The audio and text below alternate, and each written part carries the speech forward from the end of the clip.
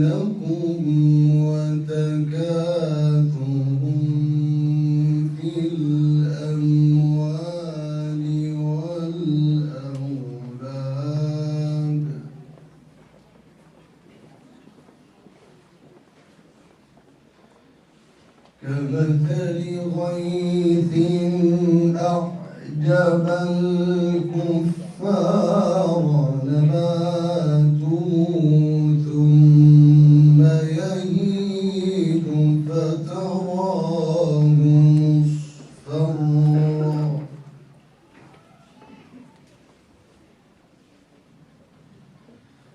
ثم يهيج فتراه مصفرا ثم يكون حطاما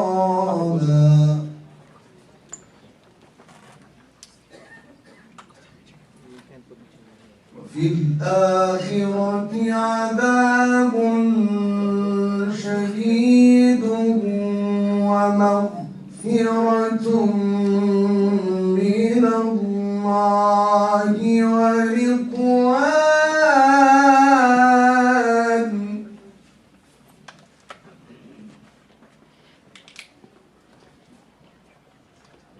وما الحياة الدنيا إلا متاع الغرور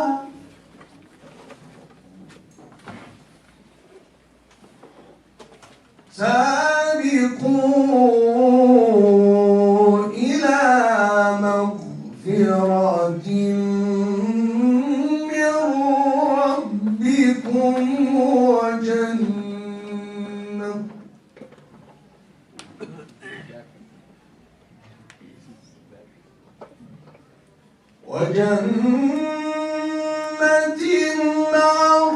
عرضها كعرض السماء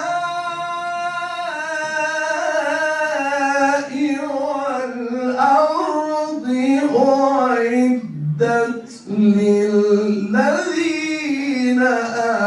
آمنوا بالله ورسله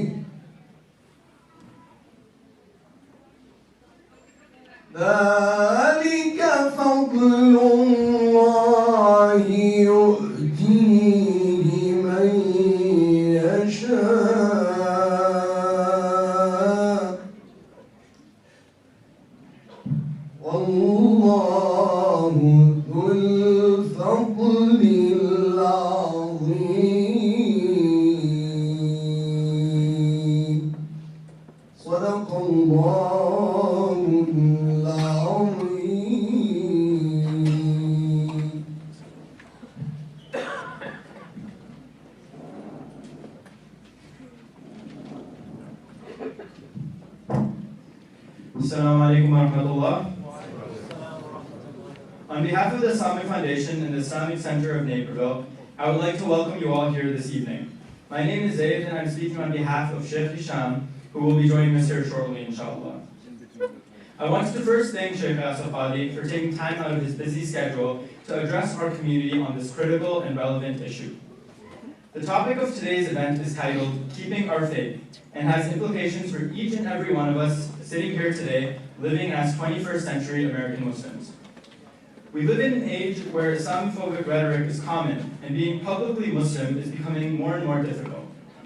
Many of you may remember a little over 3 years ago, after our current president was elected, over 1,000 people sat in this banquet hall to hear one of our US senators speak about our concerns and fears about this rhetoric being spoken by high-ranking public officials. I vividly remember the anxiety and pressure people felt at the time, just because of one election. However, the reality is that the challenges of being a strong Muslim isn't simply because of current political ideology.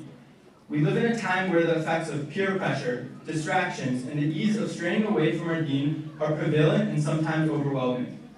This is why the topic of today's discussion is important.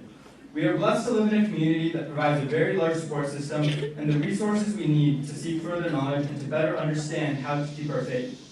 And just so everyone is aware, when we do begin the question and answer portion of the event, as everyone can see on the monitors here, there will be a QR code, or they could, on their phones, go to the link www.tinyurl.com/ifyouth to ask anonymous questions. And feel free to ask questions anonymously throughout the entire event. And later on, when we get to that portion, of the event, Shaykh Yasir will answer those questions. And again, that link is www.tinyurl.com/ifu. And you can also see that link on the screen as well. I would now like to pass the mic to Shaykh who's from the Islamic Center of Naperville. Shaykh is one of the gems of our community, mashallah, having studied in Medina. And he even used to be one of my teachers way back in the day, when I was in 2nd grade, and he was a senior here at the Islamic Foundation. And mashallah, we're blessed to have him here with us. Shaykh Umar?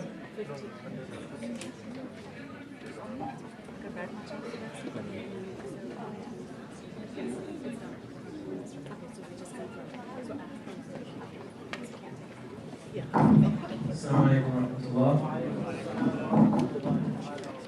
Thank you, Zayd, for telling everyone how old I am. Bismillah, alhamdulillah, wa salatu wa salamu ala khayri khalqillah, nabiyyina Muhammad, wa ala alihi wa ashabihi wa man wala. Alhamdulillah, it's a pleasure and an honor to be here, to be amongst our teachers, to be amongst our youth, our parents, our elders. Jazakumullah khair for making it out. I didn't realize the turnout would be this big, especially on NFL Sunday. Maybe it's because the Bears have a bye week, or maybe it's because of Shaykh Yasir. It's one of those two, inshallah. But alhamdulillah, it's amazing to see this many people here. And this, wallahi, by itself, to me, is a beautiful sign. It's a sign that people still have that care for their deen, that desire to have that connection to Allah subhanahu wa ta'ala, to hold on to their faith, to keep their iman, like the title of this gathering and this discussion is going to be about. And it reminds me of what's going to be recited from Mustafa and translated by Rida right after the few words that I have of the youth of the cave, and how Allah subhanahu wa ta'ala shows us an amazing example of how when a person or when a group of people are dedicated and willing to take the steps, it may not be easy, there's going to be a tremendous struggle and tremendous sacrifices, but that regardless of the external and the internal pressures, that Allah subhanahu wa ta'ala can give a person, can give a group, can give a community steadfastness, regardless of what's going on around them. And that's what Allah subhanahu wa ta'ala shows us, particularly about the youth, is that they have a tremendous resiliency, a tremendous capacity to be able to hold on to their faith, not just to hold on to it, but to thrive, even when all the pressures around them are pointing them in another direction. And so gatherings like this, where we have the opportunity to be able to benefit from someone like Shaykh Yasir, where we can come together and see that we still have a community and a group within these times that are still so eager and so adamant about holding on to their faith and about taking the steps to be able to live their lives as Muslims here in 21st century America. And then particularly what is beautiful about this particular program is the emphasis that it's going to have on an interactive discussion. And obviously not everyone is going to be able to stand and give their opinion, but the question and answer to be able to benefit from someone like Shaykh Yasir, that's an amazing part of being able to have that dialogue as well. And one of my most beloved and favorite hadiths of the Prophet ﷺ shows us how accessible he was ﷺ, and shows us that something like this where we're able to ask someone who's an inheritor of our Messenger ﷺ, someone like Shaykh Yasir, and I know I'm praising him a lot, but I give him a hard time a lot as well. I mean, just ask him. We made Hajj together, and I made sure that my bed was next to his in Mina, so that every single morning he would have to wake up to see my face, right? He enjoyed it a lot more than I did, right?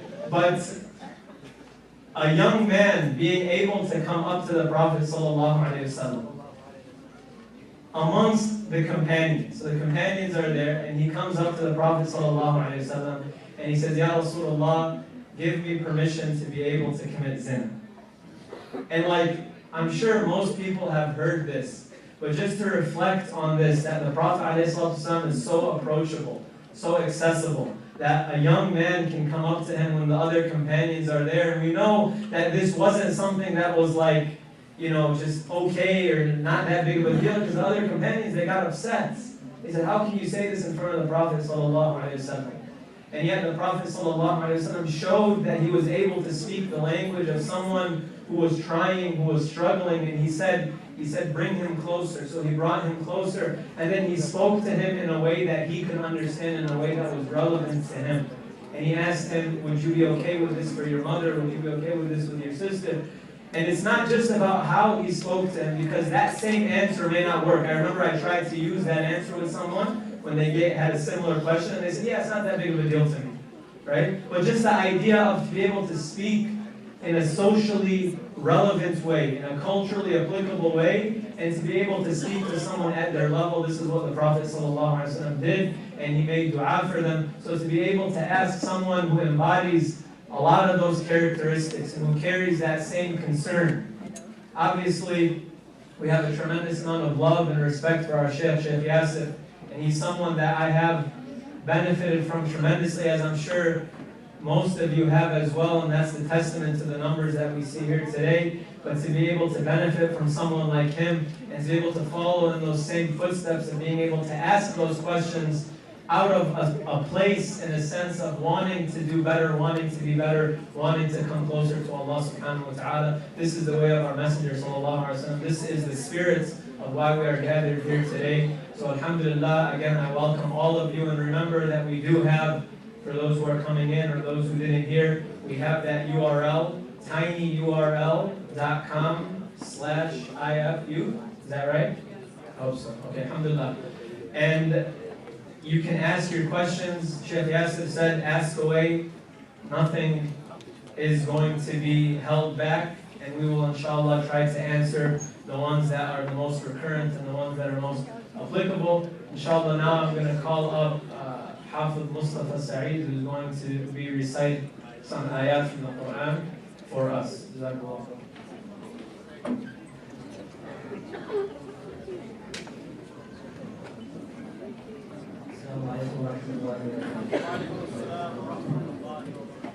أعوذ بالله من الشيطان الرجيم بسم الله الرحمن الرحيم إنا جعلنا ما على الأرض زينة لها لنبلوهم أيهم أحسن عملا وإنا لجاعلون ما عليها أم حسبت أن أصحاب الكهف والرقيم أم حسبت أن أصحاب الكهف والرقيم كانوا من آياتنا عجبا إذ أوى الفتية إلى الكهف فقالوا ربنا آتنا من لدنك رحمة وهيئ لنا من أمرنا رشدا فضربنا على آذانهم في الكهف سنين عددا ثم بعثناهم لنعلم أي الحزبين أحصى لما لبثوا أمدا نحن نقص عليك نبأهم بالحق إنهم فتية آمنوا بربهم وزدناهم هدى وربطنا على قلوبهم إذ قاموا فقالوا ربنا رب السماوات والأرض لن ندعو من دونه إلها لقد قلنا إذا شططا هؤلاء قوم اتخذوا من دونه آلهة لولا يأتون عليهم بسلطان بين فمن أظلم ممن افترى على الله كذبا وإذ اعتزلتموهم وما يعبدون إلا الله فأووا إلى الكهف ينشر لكم ربكم من رحمته ويهيئ لكم من أمركم مرفقا صدق الله العظيم. الله أكبر.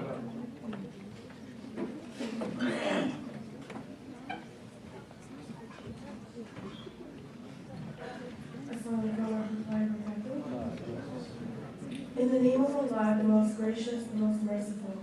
We have adorned the earth with attractive things so that we may test people to find out which of them do best. But we shall reduce all this to barren dust. Do you find the companions in the cave and Al-Raqim so wondrous among all our other signs? When the young men sought refuge in the cave and said, Our Lord, grant us your mercy and find us a good way out of our ordeal. We sealed their ears in the cave for years. Then we woke them so that we could make clear which of the two parties was better able to work out how long they had been there. We shall tell you their story as it really was. They were young men who believed in their Lord, and we gave them more and more guidance. We gave strength to their hearts when they stood up and said, Our Lord is the Lord of the heavens and the earth. We shall never call upon any God other than him, for that would be an outrageous thing to do. These people of ours have taken gods other than him. Why do they not produce clear evidence about them? Who could be more unjust than someone who makes up lies about God? Now that you have left such people and what they worship instead of God, take refuge in the cave. God will shower his mercy on you and make you an easy way out of your ordeal. Sadaqallahu al-Azim.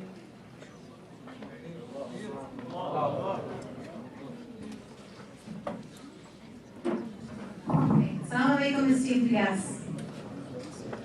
I am incredibly humbled and so happy to see so many of us here to take advantage of an amazing scholar that we have in our presence, alhamdulillah. We have seating set up for 850, clearly we're well over that. So it goes to show that the community realizes that this is a topic that must be addressed, and it's a topic we must take seriously. So the first thing I want to do is thank all of you for coming and taking advantage of this momentous, in my opinion, event. And also I'd like to thank the boards of Islamic Foundation and Islamic Center of Naperville for coming together and making this event possible. This is the first time our youth committees have gotten together to come as a community and address a topic that every single Muslim community in the United States is facing. And it would be a travesty to think that this is not happening in our backyards. But clearly the community realizes that we are having a crisis of faith, and that's why we are here in such numbers. It's also my obligation to recognize the youth that are sitting to my right, because not only do we have the tremendous financial and emotional support of Islamic Foundation and Islamic Center of Naperville, this program was geared directly to the youth. And we wanted to do everything we could to make it as inclusive as possible for all of the youth of Chicagoland. And we took extreme measures, in my opinion, to do that by involving youth from NIST. We have, Ziad, can you raise your hand? NIST is here. We have Islamic Foundation youth here. Okay, we have MEC youth here, Ikhlas is here, and we have ICN youth here. And those are official representatives, not that other masajid are not representative. I'm completely confident that they are, but I'm making it a point to recognize the youth, because this is their program, and this is something that we really want for all of you to benefit from. If there are any youth that are standing, you are more than welcome to come to the front. There's still some space here where you can sit. So my task is basically to moderate this program and bring you all up to speed on how this evening will transpire. The schedule has been flashing on the screen. You'll know exactly how things are going, but I'll do a quick recap so you're aware. The first thing that's going to happen as soon as I get off this stage is that Shaykh Yasir will speak. He will have 30 minutes, inshallah, to speak on this topic. So please, please, we ask for respectful silence throughout the whole program. It's not always easy to hear in the back, and I don't want the people in the back to miss anything. So I'm asking everyone to please, please stay as quiet as possible. We have in place a process for our youth and our adults to submit anonymous questions. We have gone through several measures to ensure anonymity. So no one needs to be afraid.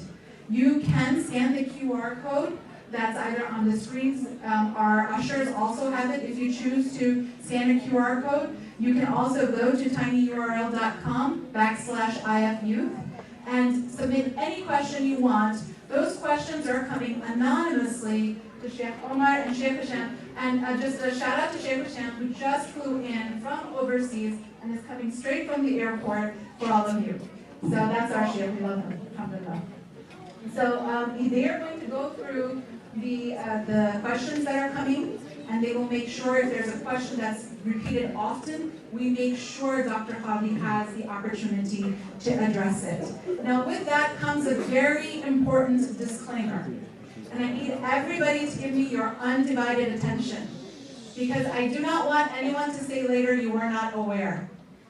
The disclaimer is this, and this has come very clearly from Dr. Qadhi himself, and we knew this was going to come. There may be highly sensitive and challenging questions that will arise during the Q&A. I will repeat, there may be highly sensitive and challenging questions that will arise during the question and answers. They may make children and you very uncomfortable. Again, they may make you and your children very uncomfortable. Please use your discretion when deciding whether or not you would like to stay for that portion of the program.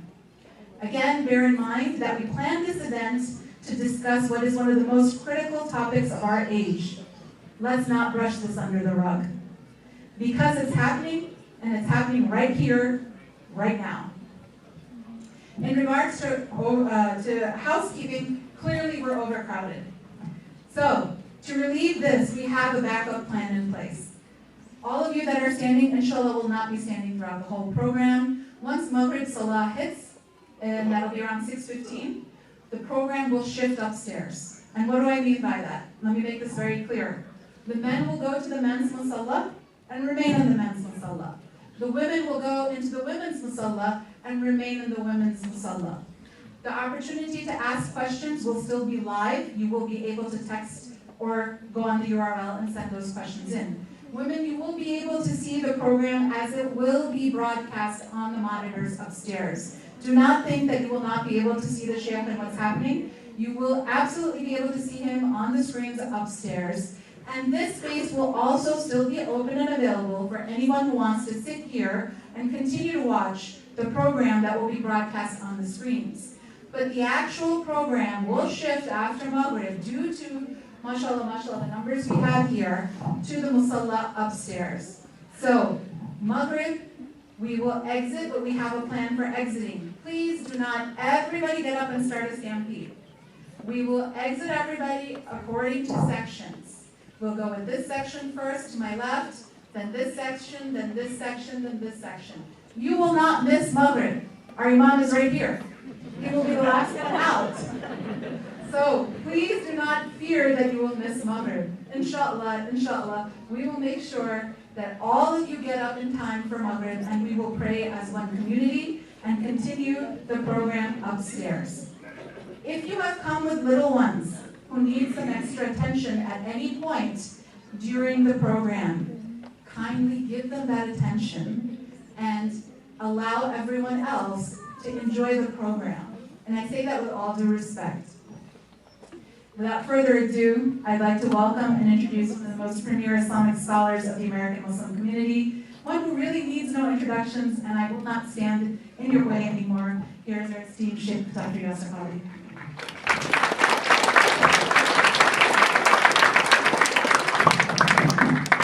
Assalamu alaikum wa rahmatullahi wa barakatuh. Alhamdulillah wa salatu wa salamu ala rasulillah wa ala alihi wa sahbihi wa man wala amma ba'd. Time is very limited and tight, and the topic is very deep and profound, so I will jump in immediately.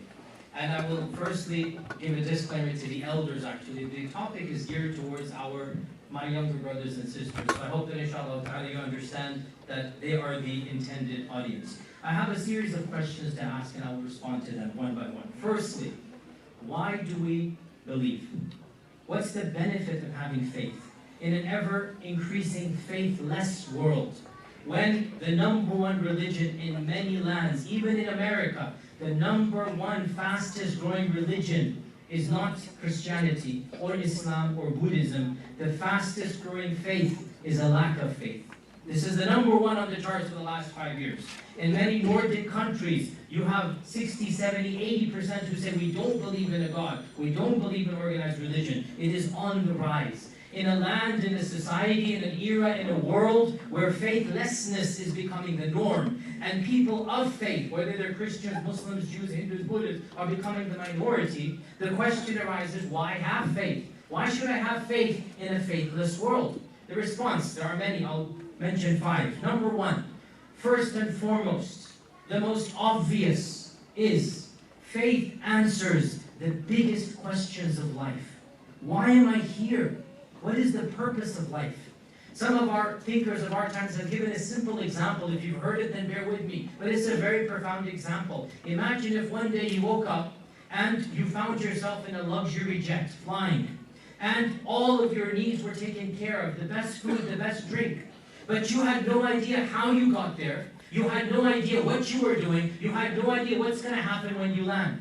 For how long would you be able to enjoy all of the comforts of a luxury jet? Sure, it's fun for a while. But if you don't know what you're doing there, if you don't know where you're going, if you don't know who put you there, what is the purpose? The perplexion, the questions that would come, the unanswered enigma that would come, would actually gnaw inside of you, and you wouldn't enjoy anything of all the amenities. And this is the reality of our life. Faith answers the biggest questions, and that is why, whence, where, whither, what is the purpose of us coming here, who put us here? That is what faith answers. And this is why nothing substitutes faith. Faith, and that's what Allah says in the Quran, when He's addressing the Prophet sallallahu alaihi wasallam, وَوَجَدَكَ ضَالًّا فَهَدَى. We found you, Ya Rasulullah. You were not guided, we guided you. Even the best human being did not know the answers. We know he would go to Ghar Hira. We know he would be thinking about life and questions that he doesn't have answers for. And that is why Allah says in the Quran, وَوَضَعْنَا عَنْكَ وِزْرَكَ. We lifted the burden on you. Our scholars say, we lifted the burden you had. That burden was these unanswered questions. The questions that come to every intelligent, rational human being. Muslim, Christian, Jew, Hindu, atheist. Everybody at some point in life asks, why? Why? Why all of this? And if you don't have faith, there is no answer that is palatable. You will have to construct an answer that does not satisfy. It's an answer that doesn't really give you any, as the Quran said, it doesn't fulfill your needs. So faith answers that big question, number one. Number two, about why we have faith. Number two, faith teaches us how to live. Or, to be more precise, it teaches us morality. It teaches us right from wrong. You see, without a higher power, without belief in a higher system, left to our own devices, morality becomes ever-changing. What is right today becomes wrong tomorrow. What is wrong today becomes right tomorrow. And we see this in the history of our own land. We see this in the laws that are ever-changing, even in our own lives. We see this in morality and sexuality and gender. We see this, the things changing so rapidly that we don't even know what's going to be legit tomorrow. Who is going to decide what is right and wrong unless it is a higher power? Allah says in the Quran, وَلَوْ اتَّبَعَ الْحَقُّ أَهْوَاءَهُمْ لَفَسَدَتِ السَّمَاوَاتُ وَالْأَرْضُ وَمَنْ فِيهِمْ. If truth followed their desires, this is a powerful, powerful verse. If truth were subject to a democracy, if truth is subject to a majority vote, if the majority decide what is right and wrong, then Allah says the truth would be corrupted by their desires. And all that is in the heavens and earth would suffer as a result of that destruction. Truth is not subject to a majority vote. What is wrong, what is right, despite what the majority says. In this land of ours, for 300 years, racism was embodied in the DNA of this land. It was institutionalized in the Constitution. The founding fathers we look up to, the founding fathers that are romanticized, they institutionalized that a black man is equal to 3/5 of a white man. Go read the Constitution. Racism is still rampant in our societies. And this was politically correct. It was legislated. The Supreme Court considered it to be morally right. Our Prophet 14 centuries ago, when no philosopher, no other human being said this, he said, it doesn't matter what the color of your skin is. It doesn't matter whether you're white or black or yellow or whatever. All of you are equal. It was not politically correct to say that back then. But he said it because truth supersedes. Truth is transcendent over any group of people. But see, here's the point. Those smart, intelligent people that lived in this land in the 1800s and the 1700s, the greatest minds of the 1900s, they were pretty much all racist. Why? Because the mind is fallible and it absorbs the culture one lives in. It's so easy for us in 2019 to look back and say, oh yes, racism is wrong. But I challenge you, I ask you to think, if you lived 100 years ago without religion, without Islam, and you happen to live in a land where racism is endemic, racism is enshrined in the system, do you really think that you would have been able to challenge status quo? I don't think so, because that's not what people did back then. So the point being, without religion, there is no morality. Without religion, who gets to define right and wrong? And again, Allah says in the Quran, that أَلَا يَعْلَمُ مَنْ خَلَقَ وَهُوَ اللَّطِيفُ الْخَبِيرُ. Who better to tell you than the one who created you? You see, if we all get together and we see this in our politicians, how can humans rule over other humans unconditionally? We all become selfish. Politicians become corrupt. They want their own power. They want their own perks. How can humans decide what is best for other humans? They themselves, it's a selfish issue involved. And that's why Allah says, who better to tell you morality than the one who created you? أَلَا يَعْلَمُ مَنْ خَلَقَ وَهُوَ اللَّطِيفُ الْخَبِيرُ. Allah mentions in the Quran, أَيَحْسَبُ الْإِنسَانُ أَنْ يُتْرَكَ سُدًى. Did mankind think that he would be left without a moral reality, without being told what is right and wrong? Did mankind think that we created you without a system? No, that's not going to happen. So what faith teaches us is, it doesn't matter if all the world says alcohol is wrong. This country unanimously agreed alcohol is evil. They all came together, the politicians, and they said, my God, alcohol is destroying liver cancer, accidents, the amount of money that is being wasted, the crime, everything. They all came together 100 years ago and they banned it. We all know this. We studied this in middle school. They banned alcohol in this country. Before Allah told them, they didn't know Allah told them. It was from their own experience. They said alcohol is bad. But guess what? They couldn't enforce it. And so in the 21st Amendment, they repealed the 19th Amendment, as you know. And so they said, well, fuck, whatever, we can't do it. But they realized it's wrong. Once again, 14 centuries ago, our Sharia came down and said, no, Allah says in the Quran, alcohol, yeah, there's some good in it, but its evil far outweighs the good. Who will tell us this other than the one who created us? Again, we look at morality and sexuality. Everything changing. Now it's all based on consent. Now it's all if two people want to come together. And I have to be blunt, excuse me, but consent, that's how you define what is legit and illegit. And that is why in some European lands, incest is now becoming legal. It is permitted in some European countries for siblings and for parents, above the age of 18, to get legally married. And you know what? Based upon their paradigm, it is completely legit. Because if it is consent, well then what's wrong with two 19-year-olds or a 19-year-old and a 42-year-old, if you get my drift? What's wrong with that? And that's why this was challenged in some European courts when two consenting adults who happen to be, very closely biologically related were not allowed to get married. They said, why? You allow it for everybody else? We're consenting above the age of 18. So who is going to decide morality? We need faith. We need a higher power. And that is my second point, why we need faith. The third point, why we need faith. Accountability.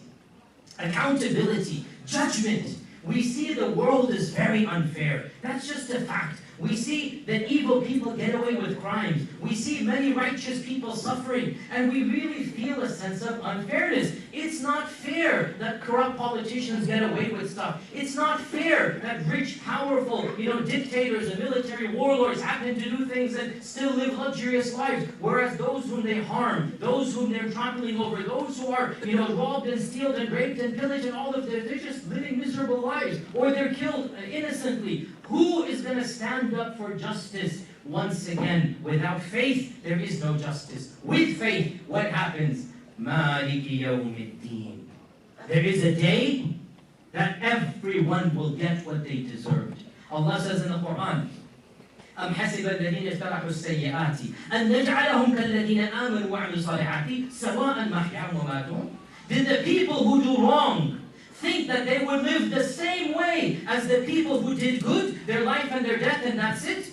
أَفَنَجْعَلُ الْمُسْلِمِينَ كَالْمُجْرِمِينَ مَا لَكُمْ كَيْفَ تَحْكُمُونَ. Do you think that the righteous and the sinful will be the same? What is the matter with you? How can you judge?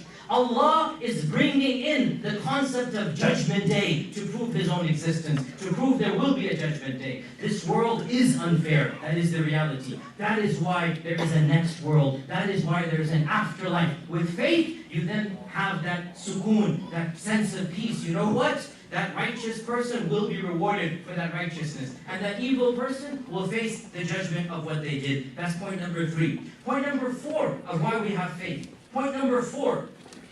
An inner peace and contentment, a connection with our Creator, a peace that comes with knowing that all that has happened to us, it happened for a reason, it happened for a purpose. Frankly, faith, iman, helps us remain sane in an ever-crazy world.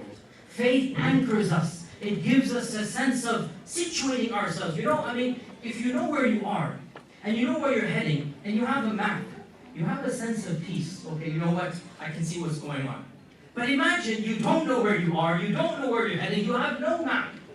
Then you really feel a sense of despair. And that is why study after study has shown, and again, I want to be very careful, don't misinterpret these words. Study after study has shown that faith, generally speaking, helps deal with issues of a mental or a depression or something. It doesn't solve everything, don't misunderstand me. It's not the end-all and be-all. But generally speaking, people of faith can cope with tragedies, cope with disasters, cope with calamities better. That doesn't mean if you're not able to cope, you don't have faith. Don't misunderstand me. No, the general rule, faith gives you the fortitude, the inner peace, the courage that you need, the conviction to live life in a more positive manner. And that's why one of the biggest blessings of faith is that faith gives you an optimistic look even on life itself. Faith gives you a sense of courage and optimism that doesn't happen without faith. And the final point I mentioned for this question, there are other questions as well, and the reason I'm speaking so fast is because I have so little time and so much to cover. The final point I'll mention for the first question. What was the first question, guys? Do you remember? Why do we have it? I'm just quizzing, make sure you're following along. The fifth point I'll mention is, one of the biggest positives and perks of faith is that faith gives us a sense of shared community. Look around. Wallahi, look around. People of all different backgrounds, all different ethnicities, all different trades and professions, all different languages. What combines us? What combines us is faith. Now, one can say, oh, but there are other things that combine as well. Tribes combine, countries combine, nations combine, geographic origins combine. I have given a much longer lecture. It's called Ummah versus Nation State. Listen to that, it's online. Ummah versus Nation State. It is true.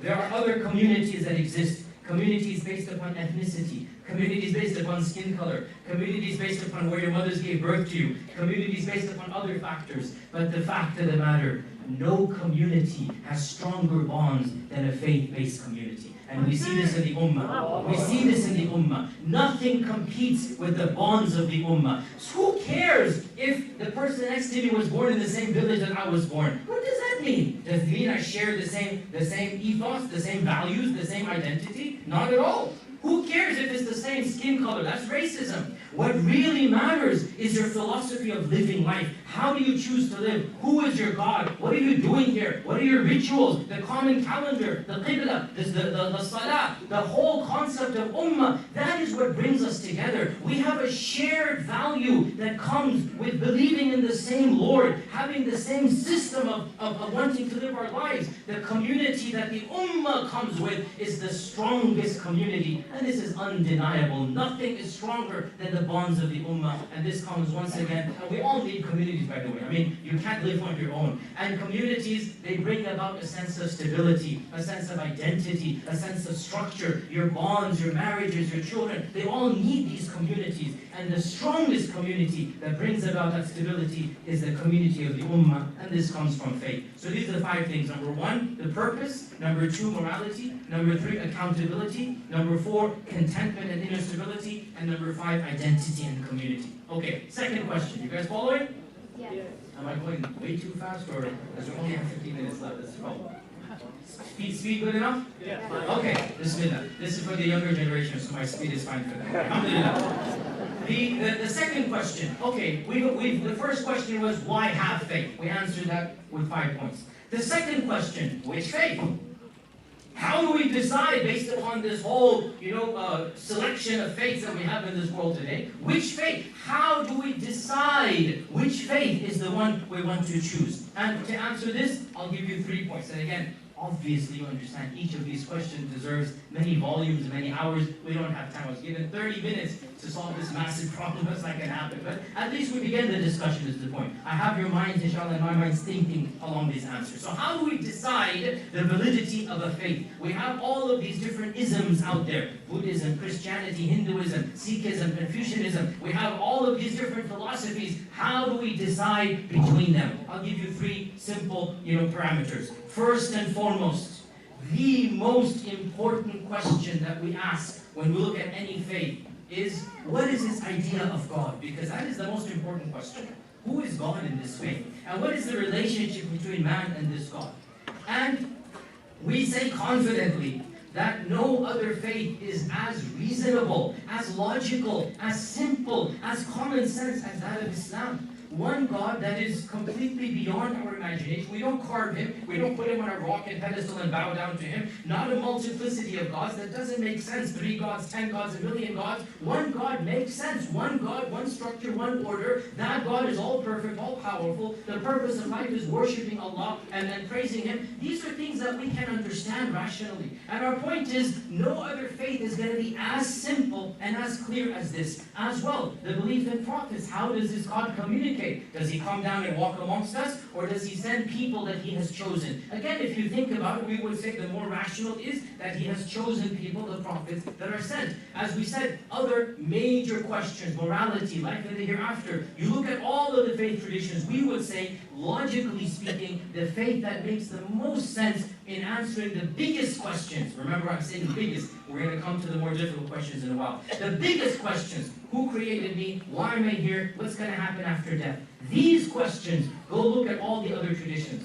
Do you really want to believe in reincarnation? That you used to be a toad in a previous life, you're going to be a frog in another life? Does that really appeal to you? Does that make sense to you? And by the way, even that, how do you understand human souls are increasing? It doesn't make sense, reincarnation. Right? That doesn't make sense. Do you really believe 3 equals 1 equals 3? I mean, even the greatest theologian of that faith tradition cannot explain how 3 equals 1. How did he die when he was God and he was the one who created himself? It doesn't, they just lose after a while. Do you really believe that there's a multiplicity of gods? Every single neighborhood has a different God that you worship at a shrine? Doesn't make sense. Look at the simplicity of Islam, and there is no faith that competes with La ilaha illallah Muhammadur Rasulullah. How simple, how sweet, how pure. But that's not the only reason. There are other things as well. Of them, how do we know our faith is true? How do we know to decide between a faith? Well, Allah does mention, it is in the Quran, that believe in miracles. Okay, what miracle do we believe in? So for us as Muslims, the ultimate miracle is the Quran. And the beauty of this miracle is that the Quran, I just gave a khutbah last week, because it's online, called The Miracle of the Quran. It's last week's khutbah, you can find it on my webpage. The miracle of the Quran is that you don't have to believe in somebody else who saw the miracle. It's not like Moses and the parting of the Red Sea. It's not like Jesus and resurrecting Lazarus from the grave. It's not like a previous prophet doing something you have to believe. No. The Quran is something you and I can feel, can touch, can sense, can read, can hear. The Quran is there for us to all examine. So Allah is challenging us. If you really have doubt, in kuntum fi rayb, if you're in doubt, then produce a book similar to this. Bring a Quran similar to this. But you will never be able to do that. So the miracle of the Quran is also one of the main reasons why we believe in the truth and the veracity of Islam. And again, listen to the recitation of the Quran. It is something that even the Quran mentions. When you hear the Quran, you know these are ayat from Allah, miracles from Allah. These are miracles. Ayah actually means miracle. We call every verse a miracle, an ayah. That's what ayah means, it's a miracle. Every verse in the Quran is a miracle. And the irony, and I speak as somebody who is non-Arab, and I grew up not speaking Arabic, now I'm fluent in Arabic. I grew up, Desi background, didn't speak any Arabic. Memorized the Quran completely without even knowing what one word means. And I remember clearly, and I know most of you, all of you in this audience know this as well, even if you don't understand the Quran, you know that it is a miracle. Without even understanding the Quran, you know that the Quran is a miracle. What a miracle is that? That without even understanding the words, you know that it is a miracle. The impact of the speech on your psyche, the way that it moves your soul, the way that you know you're uplifted, you know that this is a book, no human can compose it. That miracle is there, tangible for all of us. And that's one of the reasons why we know Islam to be true. That's point number 2. The final point to this question, we have one more question, and then inshallah it's time for the prayer. The final point to this question, I said number 1, Islam answers the biggest questions properly. Number 2, the miracle of the Quran. Number 3, it's a very deep topic, I've spoken about this in other lectures as well. The fact that the religion of Islam resonates with our human psyche perfectly. It fits like a hand fits to a glove perfectly. The human psyche and Islam fit together perfectly. They're in sync, they're in harmony. And this human psyche has a word in the Quran. It is called the fitrah.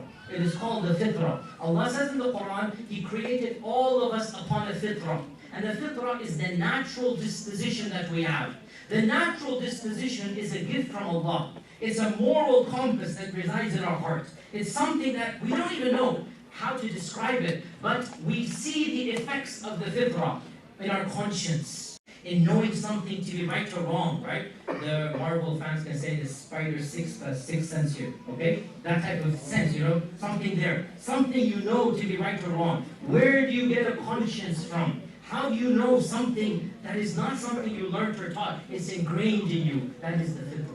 We say the fitrah and Islam are compatible. And this explains, by the way, another phenomenon. In the whole globe today, every faith is losing traction. The number of Christians and Jews and Hindus and Buddhists, and yes, I have to say even Muslims, it is amongst its own community. It's kind of sort of decreasing. However, in lands of Islam and in Muslim communities, the decrease is so minimal compared to other lands.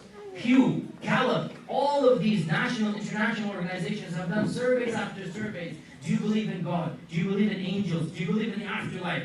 And in predominantly Christian lands, for the last 20 years, it's been going down much, much more severe. In Muslim lands, do you believe in God? 97%, 95%. Do you believe in the angels in the high 90s? Do you believe in the akhirah? High 90s. Still, Islam thrives, even though the practice we know is not. But in the hearts of the people, by and large, Muslims deep down inside believe. Why? Why is it that across the globe, so many religions are losing adherence? And alhamdulillah, Muslims, I'm not saying that we don't have people who leave the faith. Of course we do. That's why we're having this conference here today. It is happening. It is a phenomenon we don't like. But compared to other faith traditions, alhamdulillah, we are way better. Even though we don't want to have any. We want to have zero. But compared to others, simple example. England is an Anglican country. The Christian sect of Anglican Christianity was founded in England.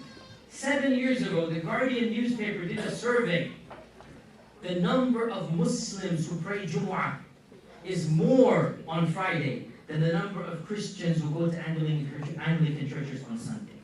Can you imagine the small minority of Muslims? Muslims are barely 5-6% of England, right? 6% at max of England. That 6%, quantity-wise, is more faithful to Islam than the 90% of Anglicans that live in England. What does that show? Look around you in any state, in any country, in any of these states we live in this country. On Sunday, you have churches wanting people to come. I once passed by a church, I'm not inventing them, I'm not making this up. It said, free cookies if you come at 9 a.m. on Sunday, right? They want you to come, free cookies, chocolate chip cookies, come. I like chocolate chip cookies, right? We, on the other hand, on our Fridays, I have heard with my own ears, brothers, sisters, if you come after 1 o'clock, don't come to our masjid, go somewhere else, parking will be full. Parking will be full. We have a parking problem on Jumu'ah in every single masjid in North America, and I say to that, alhamdulillah. Alhamdulillah, we have a parking problem. You see the positive, I'm not trying to say solve the problem, but I say alhamdulillah, people are coming. Don't misunderstand me that we don't solve the parking problem. Solve it, but I'm saying, alhamdulillah, Islam is alive. Look around you on a Sunday afternoon, alhamdulillah, 1,000+ people to come and attend a lecture on Islam that's just an average lecture on Islam. People want to know our faith community, alhamdulillah, it is still alive. Why? Because of the fitrah. Because the fitrah and Islam are compatible. And deep down inside, the average Muslim, even if they don't pray and they drink and they do this and that, may Allah forgive us and them, even if they're not practicing, still deep down inside they feel, Islam is true. And they know that because of the fitrah. So these are the three things that we have. Number one, answering the big questions. Number two, the miracle of the Quran. And number three is harmony with the fitrah. We now move to the final point, and I have exactly 6 minutes to conclude this point, okay? We have a phenomenon of some of our young men and women leaving the faith. And because of the internet and because of YouTube, they have a platform. They have a platform. They're a very small percentage, but their percentage is exaggerated. And you think it is more than it actually is because of the internet. The democratization of knowledge, right? I mentioned this in a previous podcast. And subhanAllah, again, brothers and sisters, let me be brutally honest here. The organizations that gather these people who have left the faith, I'm not going to mention their name, their annual conventions barely get 50 to 70 people. Whereas the average Islamic convention here is 10,000, 15,000 people.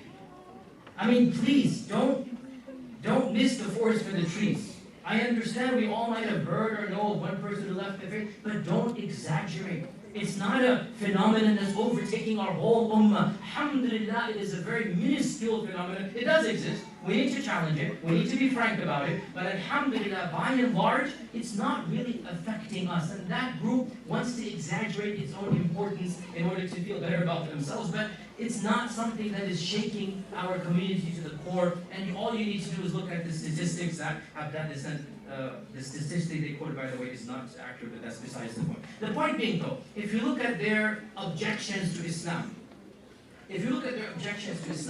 I will categorize them into two broad categories. And perhaps in the Q&A, we can go into more detail about this. Two broad categories. All of their objections about Islam.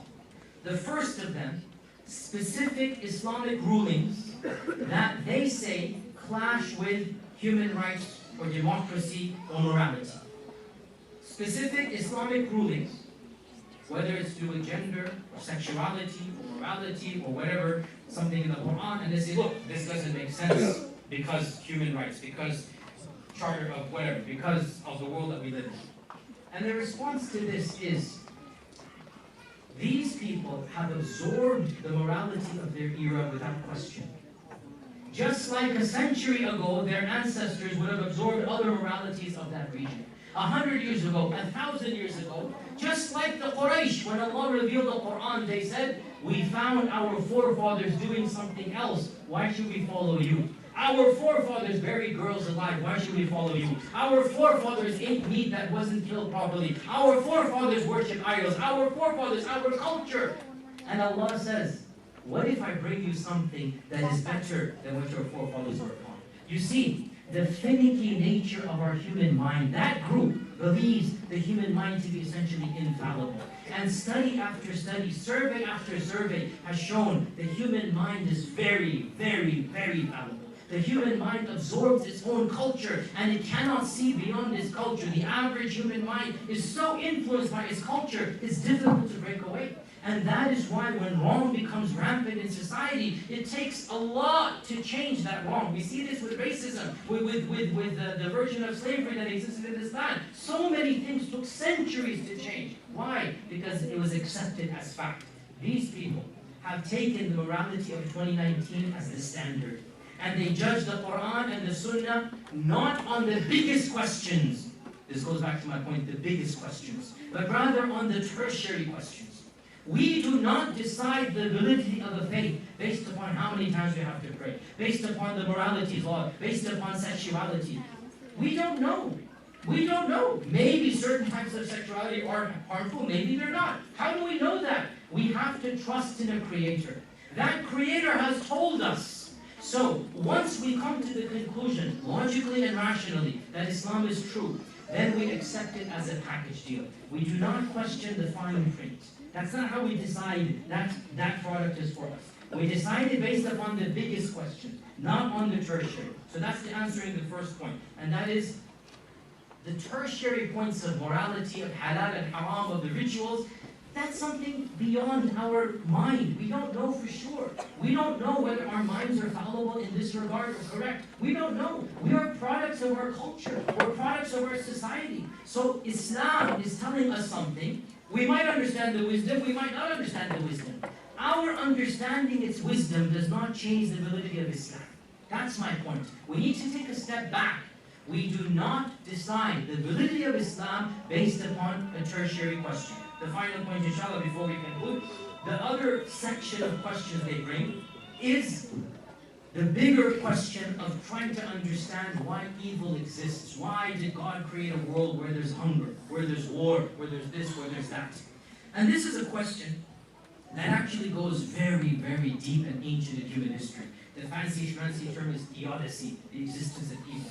Many books have been written, pre-Socratic philosophers, so Socrates, Plato, Aristotle did this, the Jewish Christian philosophers, the medieval philosophers, Muslims, they all grappled with this question, how to come to terms with the fact that there is pain, suffering in this world. And I have given lectures, you can find multiple ones online, why is there evil, the wisdom of suffering. I have given lectures, you can go into more detail, but in a nutshell, I want to conclude my series, my point with this Sometimes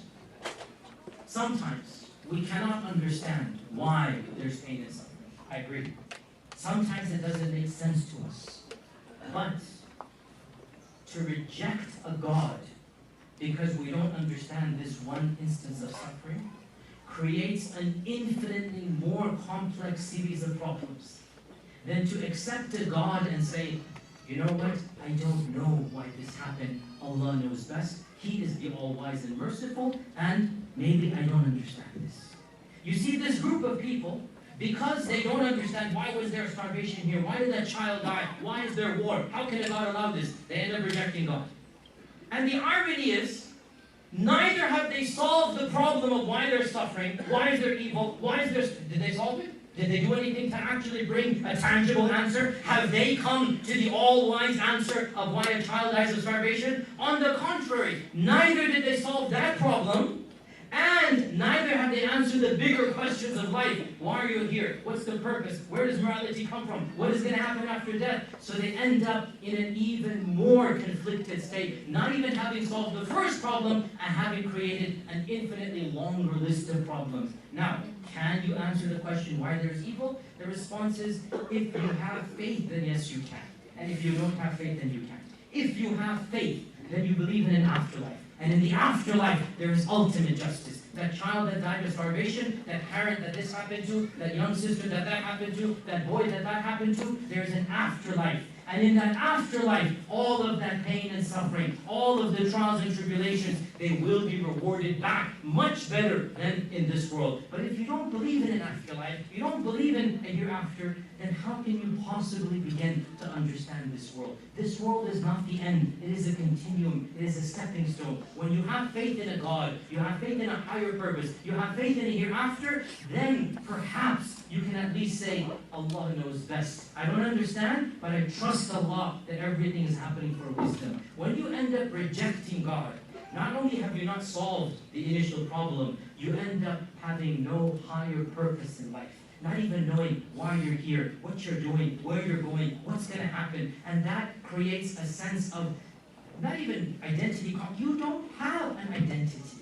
And that's, by the way, if you look at Nietzsche and some of the great philosophers of old, that's what happened to Nietzsche. Nietzsche, the famous philosopher, they say the last great philosopher of the Western world, he literally said, by destroying God, you have destroyed yourself. Nietzsche predicted this. And he himself went insane towards the end of his life.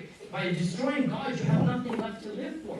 He predicted this, even though he was an agnostic and atheist, and he ended up in that way. To conclude, my dear brothers and sisters, the three questions I asked is, why have faith? And the answer that we have faith because of purpose, morality, accountability, contentment, and identity and community.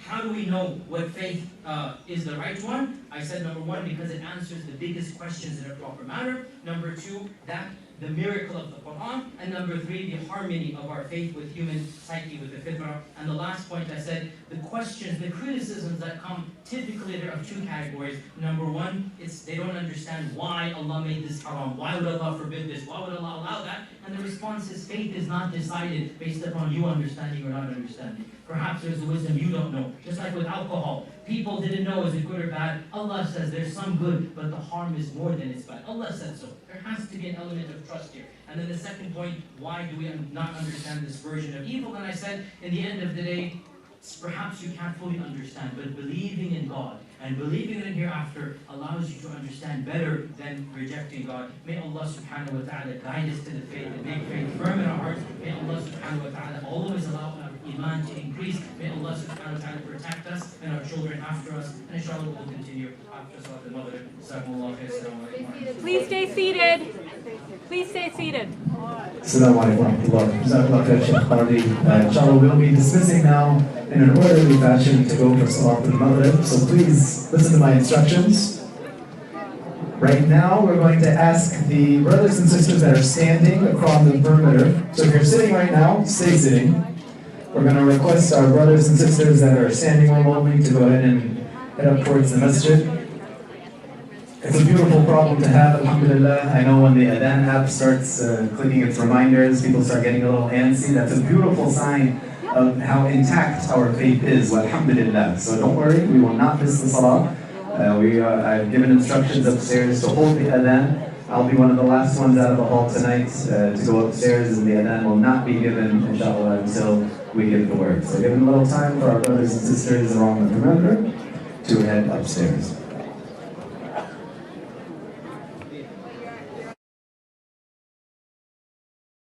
Levels to the question. So I'm going to answer all of them together. This is the only time I'll be talking about the LGBT tonight. Perhaps the main question that the next generation is struggling with is, why does Islam hold such a strict stance from their perspective? Why is it haram? Why would Allah criminalize something that might be natural? Or what's the big deal what two consenting adults do in the privacy of their bedroom? And this question has raised doubts in the minds of our next generation to the point that they're considering Islam to be an invalid religion based upon its stance on LGBT. So I want to take a step back and I want to ask a more philosophical question. What is the purpose of pleasure? Why do we enjoy certain things over others? And what is the role of pleasure in our daily life?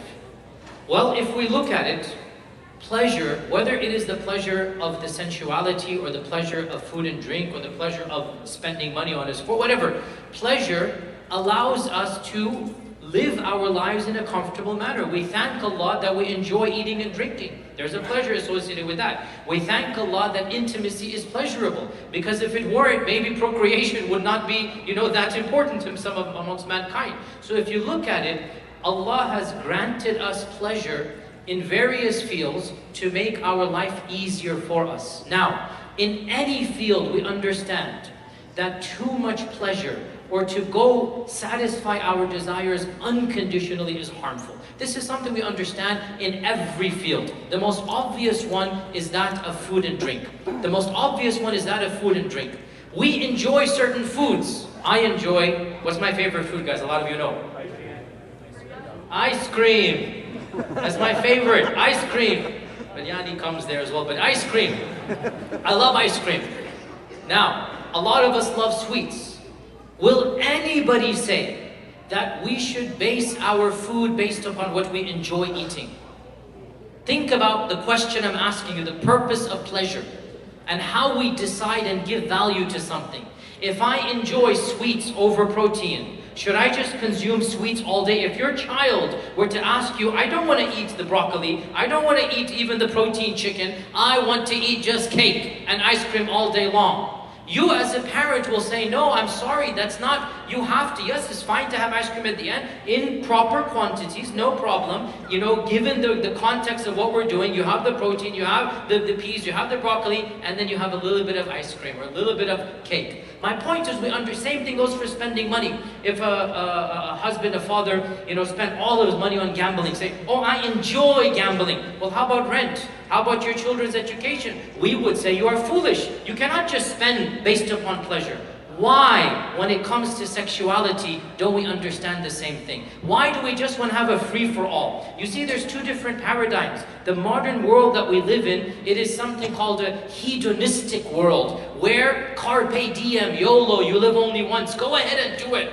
The philosophy of the modern world we live in is the philosophy of hedonism. Just satisfy the sensual desires. And based on that philosophy, if a person wants to engage in multiple intercourse, engage in premarital, extramarital, as long as it's consenting, go for it. But they do not apply the same philosophy of free-for-all when it comes to the food that they intake, when it comes to what they spend their money on, when it comes to the other pleasures of the body and the soul. They understand that no, even pleasures come in proportional packages. There are things that you should not do, red lines that you should not cross. With that introduction, we then get to who decides what those red lines are. Who decides what is good pleasure and what is bad pleasure? Who decides what is halal and haram? And we get back to the initial question that I did downstairs, which is we need that higher power to tell us what good and bad is. And of course, when it comes to sexuality, studies after studies have done, and there's a really good book out, and was it called? Casual sex. I forgot what is the hookup culture. I forgot. There's a really best-selling book. I just read it last year, and it's a modern researcher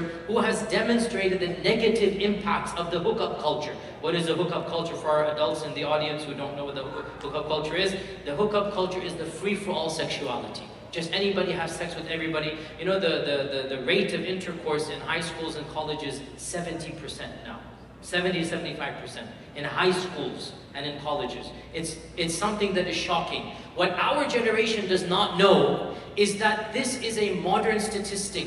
Even one generation ago, in the 60s, one generation ago, the average middle-class American family, the average middle-class male and female, waited until marriage to engage in intercourse. All of this free-for-all is one generation old. We are seeing the repercussions of all of this right now. We're seeing the impact in the stability of the family, in the raising of the children, in divorce rates skyrocketing. So opening up the door to licentiousness, and it's not just LGBT, another major issue is pornography. We're seeing for the first time the impacts of pornography on a society and culture. The mainstreaming of that which is taboo is opening up weird fetishes, bizarre, kinky desires that is harmful according to almost all people of intelligence. We see the realities and repercussions of just having a free-for-all, and still we do not understand the wisdom of the Sharia. Sex is a blessing from Allah when it's done properly. When the enjoyment is between husband and wife, it is a blessing from Allah. Our Prophet ﷺ said it's an act of worship. Why? Because it's a blessing that Allah has given to preserve the family, to build the bonds between two people that will raise the next generation. They're going to care for one another because the average human being needs a mother and father in their life. And again, survey after survey has shown that one of the main factors for the mental and physical well-being of an innocent child is a stable family structure. Now again, these are deep topics. I'm not saying single family parents are always doing. I'm not saying that. But I'm saying the default is what? The norm is what? Having a stable family impacts the next generation. Having a loving father and mother in the household brings about lower crime rates, higher in cases of mental and intellectual maturity, growing up to understand that there's responsibilities in the next generation. Having a role model mother, a role model father, this does have an impact on the psyche of a child. Now, my point is, this is the rational defense of the normal traditional understanding of marriage. However, when it comes to these rational defenses, you can always poke holes, you can always find exceptional scenarios. And I understand this, and I know the back and forth between the traditional marriage folks amongst the Christian and Muslim community and between the modern LGBT. And I do admit, if you remove God from the picture, you remove morality from the picture, for every why you can say why not, for every and you can say what if, for every because you can. So once you remove morality and God from the picture, it is a free-for-all, which is why, even though a rational argument can be made for normal traditional understandings of marriage, I say that needs even faith to fully believe. If you don't have faith, it becomes a free-for-all. And when you don't have faith, all I can argue for is, where do you draw the line? Will you consider incest to be rational, bestiality, pedophilia? Where will you draw the line? There is no line to be drawn once you remove God from the picture. So with Allah Azza wa Jal in the picture, then there has to be a sense of sami'na wa ata'na. We hear and we obey. So we hear and we obey, and Allah Azza wa Jal has clearly told us what is right and wrong. So, before I move on, can you make a rational argument against same-sex sexuality? My answer is, and I'm sorry to disappoint the elders, it's a feeble yes. Yes, but. You can, but.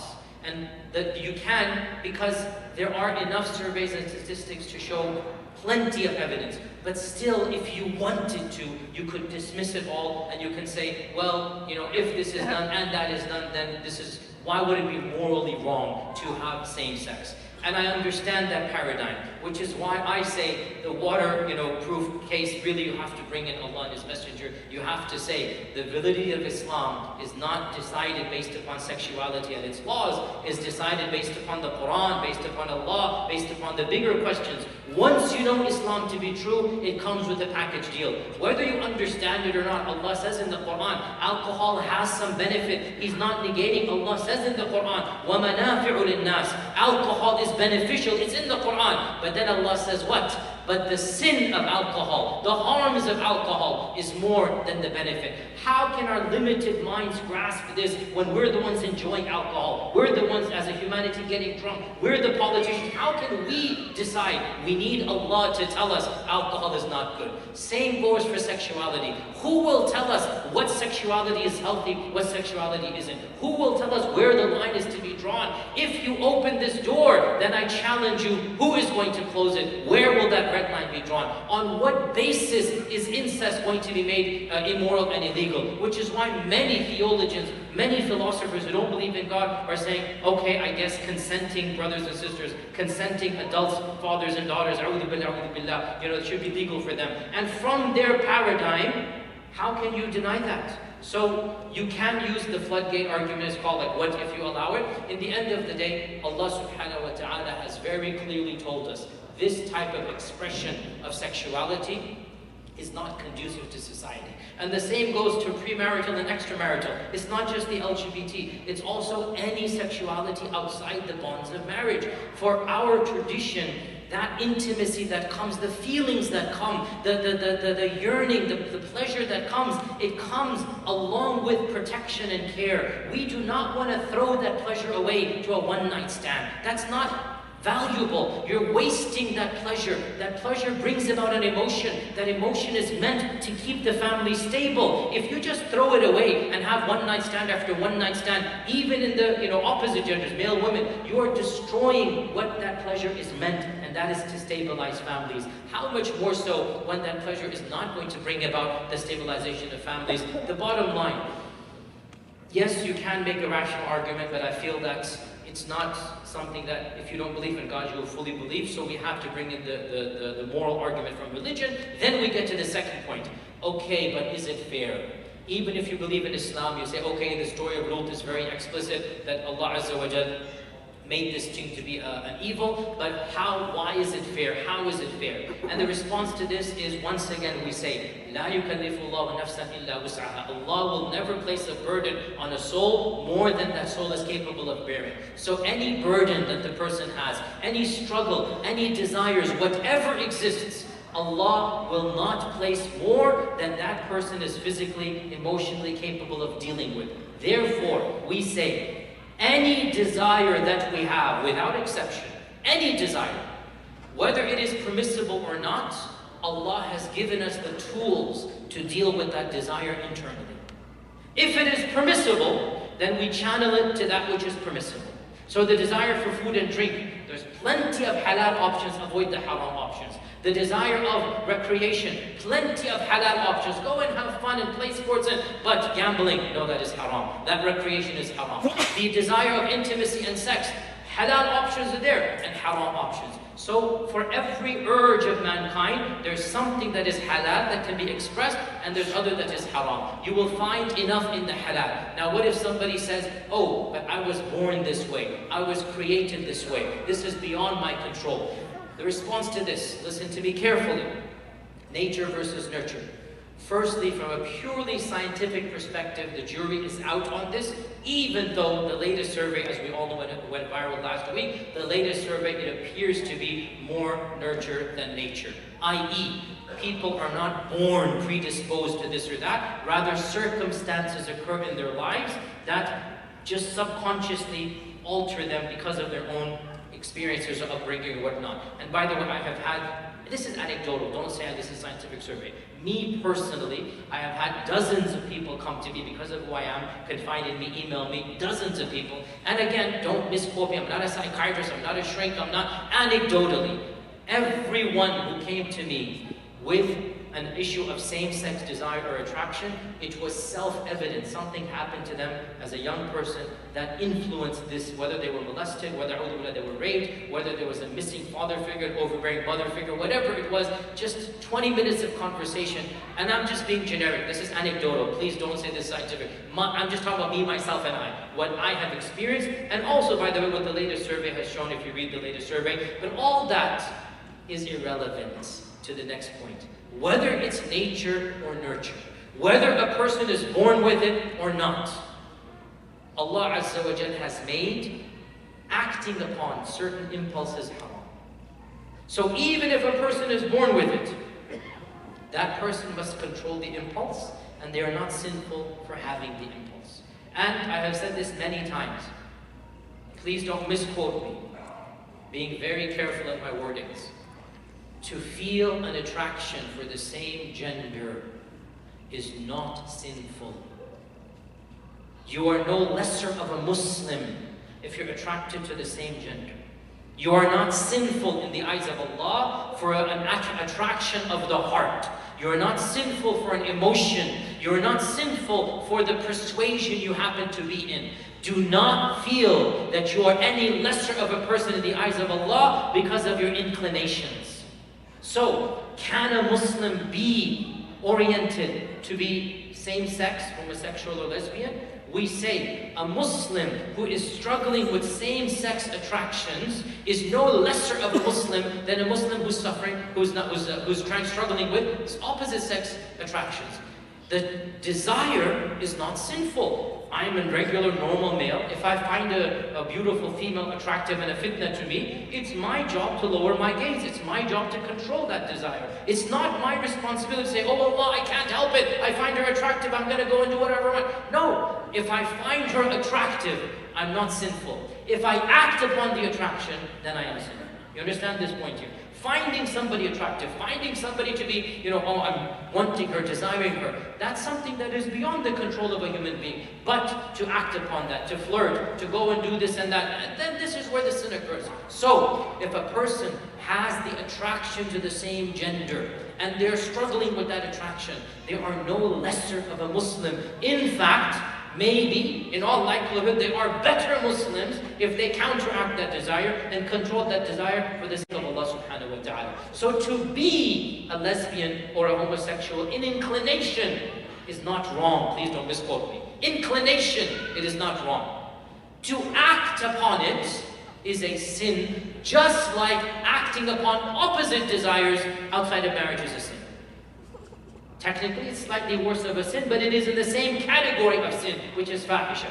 It is that category of sin called fahisha. So, a lady or a man who is engaging in the action of intimacy with another lady, or in the case of a man, another man, this is a sin in the eyes of Allah. It doesn't make them kafir or murtad. And like every sin, Allah Azza wa Jal is forgiving to the one who chooses to come to Allah. Allah is Ghafoor and Rahim for the one who is Tawwab, for the one who commits Tawbah and returns to Allah. Therefore, if you know of a Muslim who is engaged in a sin, whether it's this one or any other sin, your job is to cover that sin. Don't publicize it. Your job is to go to that person in private if you're close to that person. If you know somebody taking drugs, are you going to go and put it on Facebook, hey, I saw so-and-so taking drugs? No. If you know somebody going to the a bar and drinking, you're going to say, hey, yesterday I went, and I saw that guy entering the bar over there. None of your business. Our Prophet ﷺ said, whoever covers the faults of his Muslim brother, Allah will cover his faults on Judgment Day.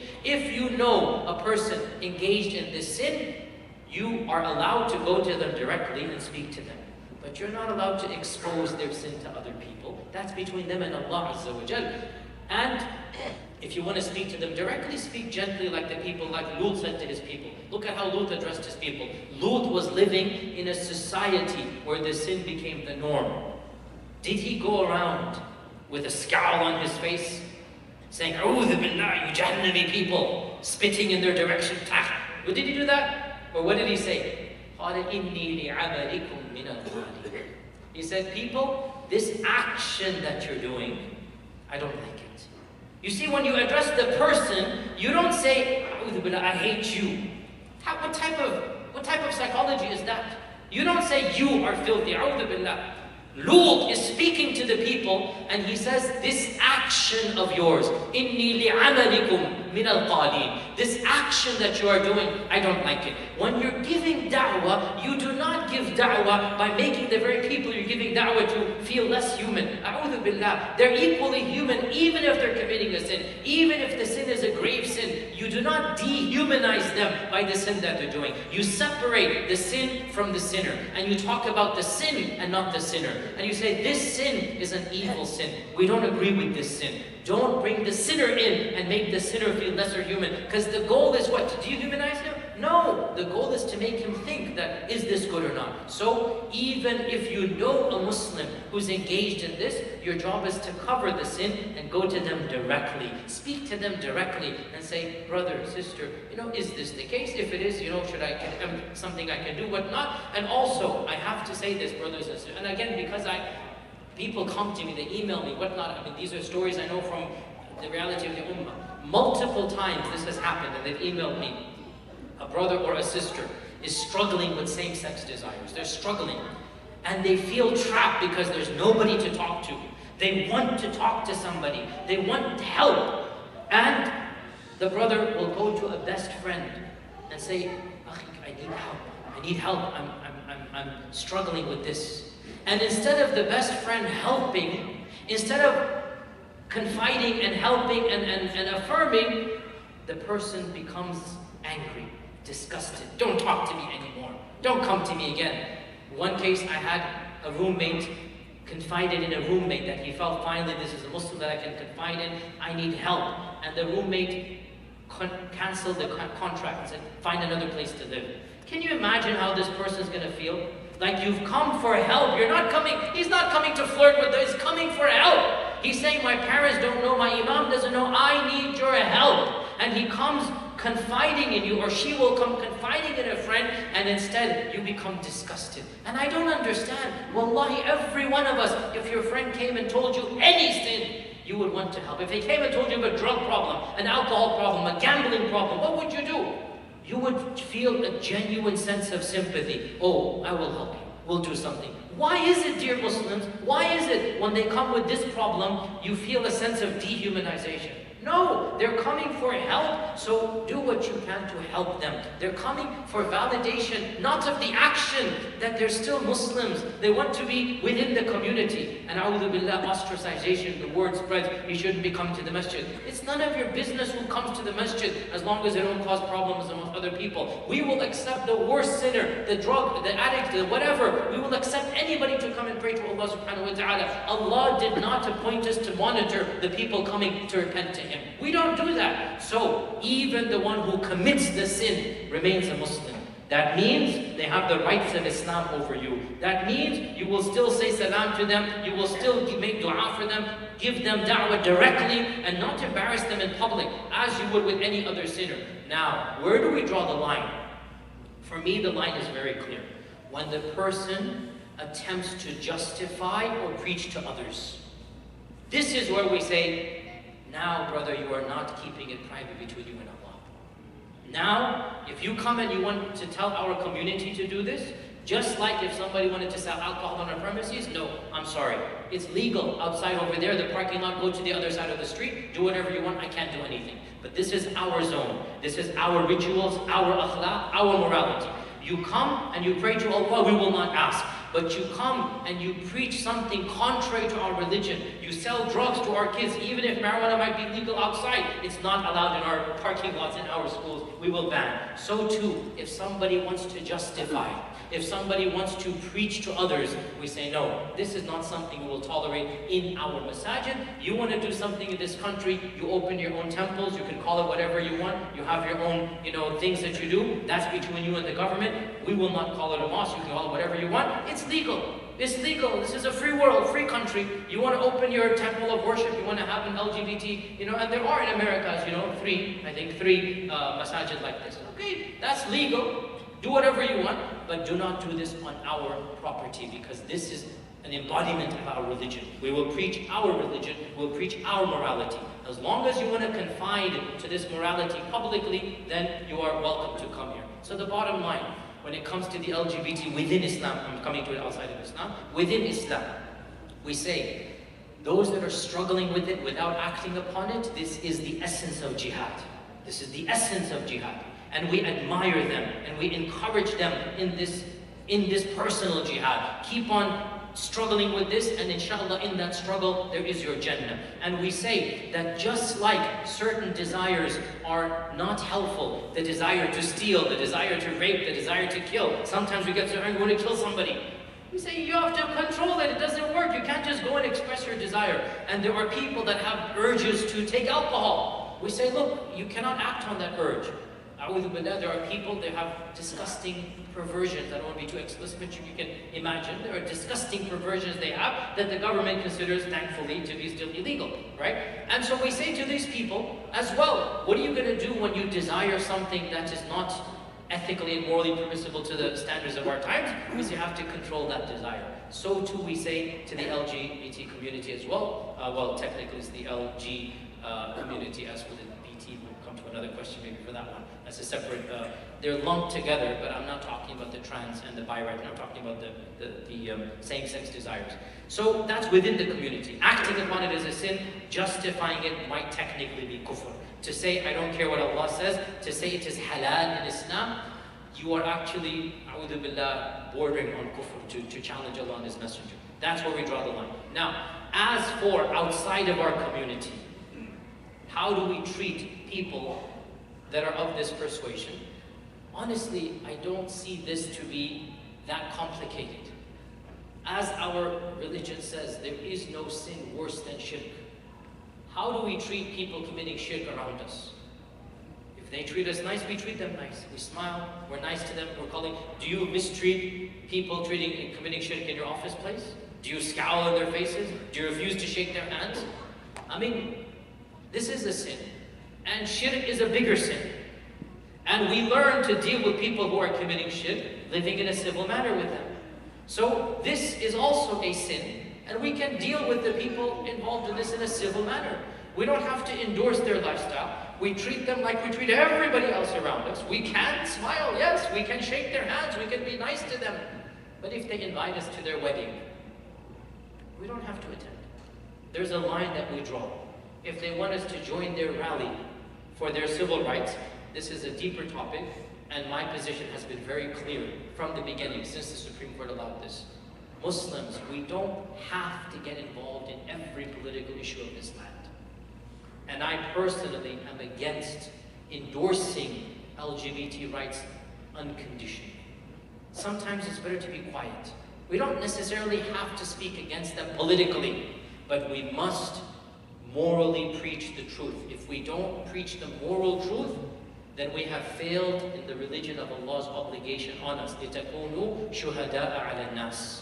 If we do not say that we believe sexuality is something that is a blessing between marriage and not a blessing outside of marriage. We have to preach this to the people. We can tone the words down, we can preach in a wise manner, but preach we must.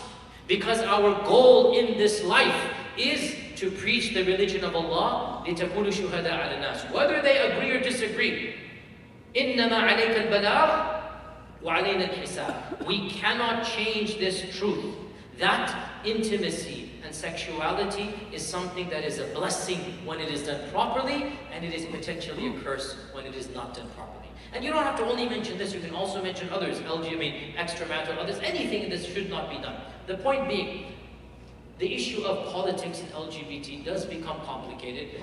In a more technical sense, so much can be said. There is a spectrum of permissible opinion from a theological perspective. Those who want to rally against it, I see where they're coming from and I understand it. Those that are technically saying, I will support the political right but not the moral right, this is problematic insofar as it's very nuanced and very few people will understand. And you're sending a mixed message to your own kids. Do you really think your children will understand? I don't support you morally, but I support you politically. But still, those who do so, I can't say that they are sinful in the eyes of Allah. They might be unwise, they might be doing something foolish in the long run, but morally speaking, they haven't crossed the red line in my eyes. This is my opinion, my ijtihad. That those who say the American government has no business dictating morality, and therefore I will say the American government should have nothing to do with who gets married and whatnot, I personally believe this is a dangerous position because you send a double message to our community. That community thinks you're endorsing them. That community feels you're coming on board with them. But then you speak to some, they say, no, I'm not, I'm actually just, politically. And then our children as well. And the example I've given is the 21st Amendment, which repealed the 19th Amendment, alcohol, right? Imagine 100 years ago that there was a debate going on, should alcohol be legal or not? Because that's what happened 100 years ago. Literally, 100 years ago, there was a debate in America, should we make alcohol legal or not? Because it was banned. You all know this, right? It was banned for 3 years. It was completely illegal to purchase alcohol. You could go to jail, the prohibition era. Now, a movement began. There were protests in the streets. Oh, we're gonna finish up? Okay. There were protests in the streets. There was marching in Washington, D.C. to make alcohol legal. Do you think Muslims should have participated in those protests? At the forefront, yes, make alcohol legal. The government has no right telling us when we should drink. Do you think it would make any sense? Yet, for some reason, some Muslims think they should do that for the LGBT community. My position is that's not wise or safe, but I still am trying to be technical and say I don't think they've crossed a theological red line as long as they say Islam does not allow this. They're being somewhat hypocritical, but khair, let that be. My personal position is you don't have to participate. That's what I've done. Neither for nor against politically. Let them do what they're doing, and morally we are preaching what we are preaching, and Allah Azza wa Jalla is our witness with that, inshallah. Jazakallah khair, Shaykh. We have several of our youth representatives here with us tonight, so inshallah the questions that are coming in, we're not censoring them at all, we're just filtering through to group some of the most popular questions together. I would ask our sister Misha Fakhruddin to come forward with the first question of the open Q&A tonight. Again, we're not censoring them, we're not changing the wording by any means, so your questions are inshallah being asked exactly as they are being asked. We are purposefully assigning some of our male and female question askers to some of these questions. That's by design, so don't be caught off guard if it maybe seems a little off to you, but we're doing this on purpose. So Sister Misha, please. Assalamu alaikum, Shaykh. Jazakumullah khairan for giving us your time tonight. The first question from the audience is, why are there such harsh punishments for sins that don't seem that bad? For example, sex, partying, etc. Why are there such harsh punishments for sins that don't seem so bad? Then you mentioned two things that are very different, sex and partying. Partying has no had punishment. If you go to a party, and average parties have things that are un-Islamic, but there's no had punishment. So the two are equated, but they're not in the same question. Now, to respond, the philosophy of punishments in Islam is to be a deterrent. That's the whole point of a punishment. This is explicit in the Quran. When Allah subhanahu wa ta'ala mentions in the Quran that when you punish them, let a group of people bear witness to their punishment. Allah explicitly says, let people witness that punishment. In another verse, Allah mentions when it comes to execution for the murderer, and this is a powerful verse, وَلَكُمْ فِي الْقِصَاصِ حَيَاتٌ يَا أُولِي الْأَلْبَابِ.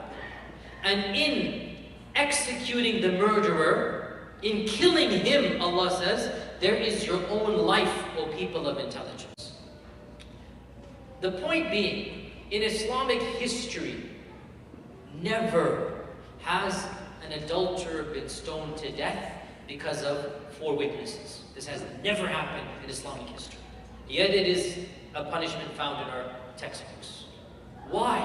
Why is a punishment that was never acted upon in the history of Islam? Think about it. There is a punishment that if 4 people see it, this is the punishment for it. In Islamic history, never has 1 person been executed that way. Why then has this punishment come? It is a deterrent. It is something that is meant to terrify. It is something that should act as a way to just not do this. And within the Sharia, there are loopholes where if you actually go to trial, if this actually gets to an Islamic court, there's a million ways to just get the person off. And again, if you study fiqh, you know this. And even in the time of the Prophet ﷺ, this happened as well, that a man came and said, I did this and this. The Prophet simply turned away, ignored him, basically told him to go away. So many things. The goal, therefore, is when we teach these things, oh, the punishment for X is Y, the punishment for A is B, what we forget to teach our young children when we teach them that these punishments are primarily meant to instill a sense of dread and fear. They're rarely acted upon in an ideal Islamic state. And this is something that you will understand if you think about the punishments for any crime here in America. 20 years hard labor, for example, right? If you armed bank robber, you get 20 years. The goal for telling you that 20 years, how many people actually get it? Very few. But what you need to tell the people, oh, if you do that, that is the punishment. So, number one, it's rarely enacted even in an ideal society. Number two, you have said, for relatively trivial things, why is there a harsh punishment? I ask you, how do you know something is trivial? How do you know something is trivial? What if what you consider to be trivial is something very, very evil? This is in the Quran as well. وَتَحْسَبُونَهُ هَيِّنًا وَهُوَ عِنْدَ اللَّهِ عَظِيمٌ. When our mother Aisha, the slander spread, Allah says, you thought this lie was trivial, that you're talking about the honor of a pious lady. You thought it was trivial, but this is a manifest evil in the eyes of Allah. Subhanaka hada buhtanun azim. So who gets to decide the moral weight of something harmful and something beneficial? And again, this goes back to our hedonistic culture. What's the big deal if two people hook up? Why does it bother anybody? And again, I ask you, who gets to decide what's a big deal and not? How do you know that this rampant abuse of sexuality maybe is destroying society as we know it? Maybe the morality and the akhlaq and the crime rate and the decency is all being destroyed because we've opened the floodgate for fahisha of all types. How are we going to know this? And I again remind you, there are a number of really good books, and I wish I remember the 2 or 3 of them that I read a few years ago, but there's a number of prominent books that have basically challenged the modern sexual culture that we live in and demonstrated the onslaught of pornography. And again, pornography is another very good question and topic to discuss because it has been studied so much. There's a number of really great TED Talks on, you know TED, TED, TED? There's a number of really good, in fact some of the most watched TED Talks are about against pornography. Because survey after survey has shown, there's one of the highest ones, a man says, why I left pornography. He's a researcher, and he researched himself the effects of pornography. And we're coming to terms to realize the impact that this has destroys masculinity, destroys femininity, destroys marriage, and when you destroy marriage, you destroy society. So you think it is trivial, but in fact it is not trivial. It's actually a very, very grave sin that really has repercussions far beyond the privacy of these two people. When two people do whatever they do, they don't just hurt themselves, they hurt many other people without realizing it. I'll conclude with one example of this, which is something we all understand. We say, who cares if two people do something in the privacy of their rooms? Yet, when it comes to crack cocaine, nobody says, who cares what the drug addict by himself or herself does in the privacy of his room? Why? Because we all know there are tangible harms for that drug addict. There are tangible harms that come to him, to society as a whole. We have to end up taking care of him. The cost, the destruction, the amount of money that is spent, it's nothing but harm upon harm upon harm. So that's why even if he does it in the privacy of his bedroom, we say, no, he cannot take crack cocaine. He cannot take heroin. We have to ban heroin because it's such an evil substance. What happened to consent? What happened to privacy? What happened to freedom? We understand that not every pleasure is positive. We understand that many pleasures are harmful. So the Sharia comes and says sexuality is a blessing when done properly. And if it's not done properly, it harms the very basis of society. That is my answer to it. I'll ask Brother Faraz to ask our second question tonight of Shaykh Yasir.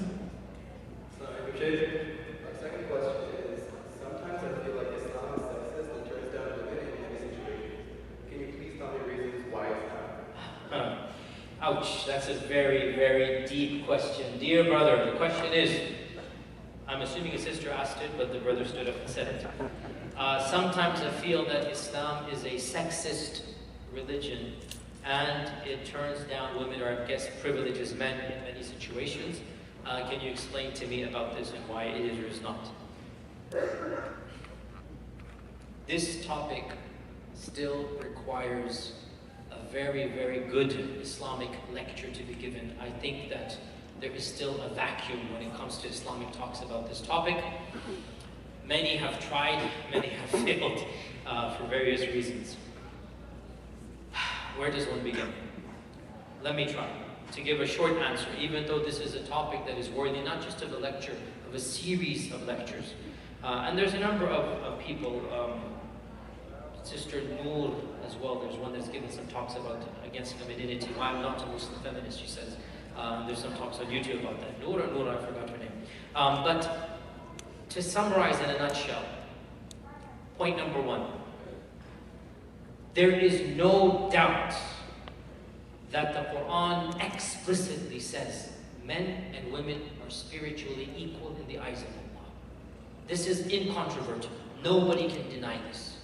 Salama comes to the Prophet and says, Ya Rasulullah, how come Allah doesn't mention women in the Quran? This is a question she asked. By the way, if any sister asked it now, I think some of our elders would get angry and say, how dare you? Salama asked the Prophet, Ya Rasulullah, how come Allah mentions men and not women? And Allah responded by revealing not one, not two, 3 verses in the Quran. We still recite them to this day. Of them is the last verse of Surah Al-Imran. فَاسْتَجَابَ لَهُمْ رَبُّهُم. Allah responded to them. Allah answers the question. أَنِّي لَا أُضِيعُ عَمَلَ عَامِلٍ مِّنكُم مِّن ذَكَرٍ أَوْ أُنثَىٰ بَعْضُكُم مِّن بَعْضٍ. Any deed that you have done, whether you're male or female, you shall get its full reward. The two of you are from one another. Meaning, listen to this carefully. A man does a deed, a woman does a deed, ignoring all other factors, their gender does not give those deeds a push or a withdrawal. The gender does not discriminate in the reward of the good deed. This is very clear. مَنْ عَمِلَ صَالِحًا مِنْ ذَكَرٍ أَوْ أُنْثَىٰ. Whoever does good, male or female. So the Quran is explicit, no question about it, that the both genders are equally human, will be equally rewarded, and have the same capacity to get to Jannah or to be punished by Allah. That is the ultimate equality. No one can deny that. Now, where does the more problematic issue come? That is in the question of gender roles. Gender roles. And I think it is fair to state that the Quran does assign various roles to the two genders. وَلَيْسَ الذَّكَرُ كَالْأُنثَىٰ. The male is not like the female. And the male is not like the female. Physiologically, physically, biologically, emotionally, the male is not like the female. And this is, it used to be an incontrovertible fact. Within the last 5 years, it's becoming politically incorrect to say. In some countries, it might even become illegal to say what I'm saying right now. But human history, throughout all of recorded history, every civilization, every religion, every culture, without any exception, brothers and sisters, gave the two genders slightly different roles. This is, read human history. Every society considered men and women to have slightly different roles. Now, the issue comes if we privilege one role over another, then automatically the role that is not privileged will feel, how come I didn't get that? It's not fair.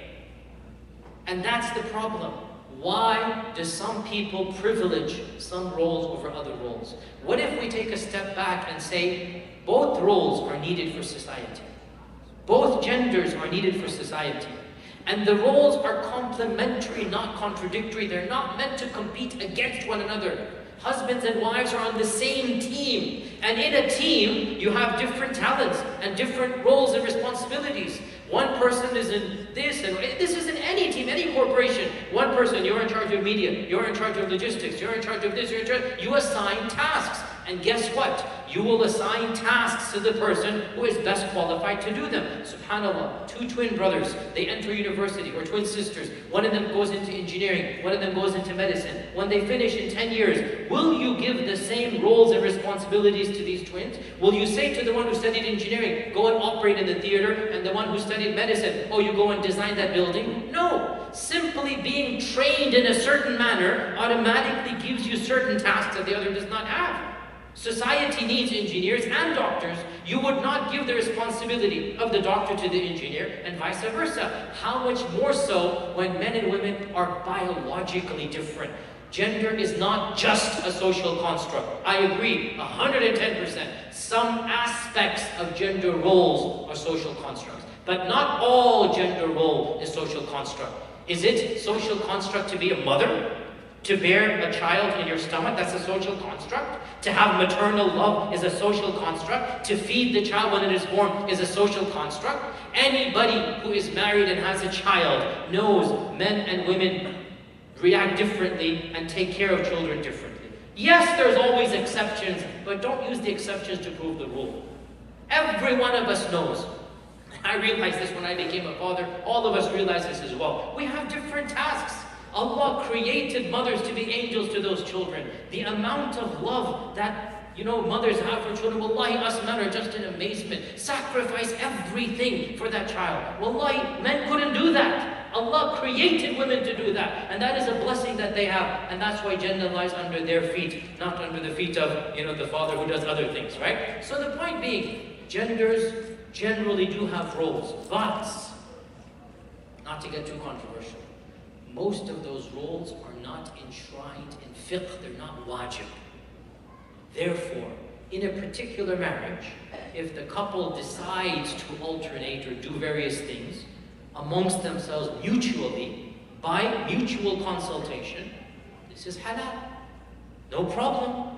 And I myself have a very good friend, has a PhD in Islamic studies, and let me tell you, PhDs in humanities don't pay a lot. And he married an MD, and let me tell you, Chicago community of Hyderabadis, MDs, you get paid a lot, mashallah. Everybody knows this. So the two of them decided that I don't make a lot of money, I'll quit my job. He said that. And the wife makes a lot of money, she'll go to work. And he became the house husband, not the housewife, the house husband. And she was earning money. Now, is this haram? Brothers, is it haram? No. They decided to transfer responsibility and they did it. Now, is it the norm? I will honestly say it's not the norm. But is it haram? No, it's not haram. So, much of the gender roles in the Sharia are normative suggestions. This is biologically Allah gave the man certain things, the woman certain things, and the two of them have roles that suit their task better. And again, if you want to, you may rationally make an argument for the general Islamic case. Of the best articles and books that was written last year or 2 years ago, Hillary Clinton's right-hand lady wrote an article entitled "Why Women Can't Have It All." It came out in the Atlantic. It is worth reading. Why Women Can't Have It All. Very, very interesting article where she basically said that I had everything, but I wasn't a mother, and I didn't value anything I had, because for me, being a mother was more important than being Hillary Clinton's right-hand lady. And she gave everything up and gave her career up, even though she had a loving husband. Everything. She goes, that's what I wanted. I wanted to be with my children. It didn't matter what I was getting, what not. And Allah created, and this is, by the way, the norm. I will say it bluntly. It is the norm that a mother will value that time if she's able to. I'm not saying if there's no husband, she has to go to work. Of course, don't use exceptions to prove the norms. The norm is that those toddlers, that 2-year-old, that 3-year-old, cannot just be left alone. You need somebody. Those of you who are not parents, rearing a child is a full-time job. You will only know this when you have one. It is a full-time job. You cannot just leave your child with a stranger, even emotionally. Again, I have a relative, I've said this to her many times. She grew up in the same world we live in, and she grew up very much, I'm going to have a career, I'm going to not be a housewife. She had a very prestigious degree, everything. And subhanAllah, in that case, her mother, my aunt, her mother was actually a housewife, so she could take care of her own granddaughter. Yet, when my cousin basically had the child, she gave up her career and said, I don't want to go work anymore. I said, but all of these years you've been saying you wanted a career, you're going to have a career, whatnot. And she goes, yeah, but nobody's going to take care of my little one. I said, your own mom is going to do. Yeah, but she won't do as good a job as I will. She herself, but this is my child. She valued, again, I'm not saying everybody has to do this, but wallahi, I will say, it is the norm. I'm not saying it's abnormal if you don't. I'm saying Allah created women with different emotions, men with different emotions. And only when you have a child will you realize this. And in our religion, there is nothing more noble for a mother to do than to be a mother. Why are we criminalizing or preferring a non-mother role and saying, oh, she's not her value? Her value is priceless. You couldn't pay a mother enough to be a good mother to her children. You couldn't, the next generation is dependent on that. That's why Jannah is under her feet, not under the feet of the one who gives the khutbah. She's not competing to give the khutbah. That's not where Jannah lies. The Jannah lies under her feet because what she is doing is far more precious than what a father can do. And Allah gave her the himmah, the love, the biological traits to do that He didn't give us. Now, is it wajib? No, it's not. And if a husband and wife decide to amongst themselves, then that is fine. But I'm sorry, I will not budge from this. There is nothing more noble for a mother to do than to be a mother. I'm sorry, I cannot change from this. This is biology, it is the Quran, it is the Sunnah, it is human nature. Do not be brainwashed and fooled by anybody else. Do not judge your value by your income. Do not judge your value by your status in the corporate ladder. If you're taking care of the next generation, you are priceless beyond measure, and let no one tell you otherwise, dear sisters. Takbir! Allah! Takbir! Allah! Takbir! Allah! Inshallah. Brother Ziyad, inshallah, if you can get ready just a second. I want to make a quick announcement as far as the rest of the evening goes. We are planning to have Salatul Isha at 8:15, so the Iqam will be at 8:15. We'll hold the adhan just before the Salah. And inshallah, if your questions aren't answered tonight, we do want to remind the entire community that, alhamdulillah, our local communities, Shaykh Umar from the Islamic in Naperville and myself here at the Islamic Foundation, as well as at MCC, we're going to be addressing a lot of these questions in the coming months, so really pulling from what your suggestions are, finding out what you want to hear about. I can't even tell you how many questions have come through tonight. 80? Over 80 questions just in the span of this half hour or so. So tonight we might get to about 1 or 2 more. Please, bear with us, but this is an ongoing discussion. This is a matter of our faith, so we ask that Allah subhanahu wa ta'ala accept us. Brother Ziyad, ask your question, brother. So, this question is, what resources do you recommend for someone who's left Islam? How do I deal with someone in my family who's losing their belief in God? What practical things can I do to help them decide to do it? Okay, so to repeat the question, somebody in your family, a'udhu billah, is thinking of leaving Islam, so what are the recommendations I give? What can be done for this person? Maybe they left the faith or they're thinking of leaving the faith. No doubt this is a very painful reality that more and more families are facing. The natural instinct is to react with fear, with hatred, with building walls, expelling. And I say, perhaps in other cultures and civilizations, that might have had a positive reaction, that they feel ostracized.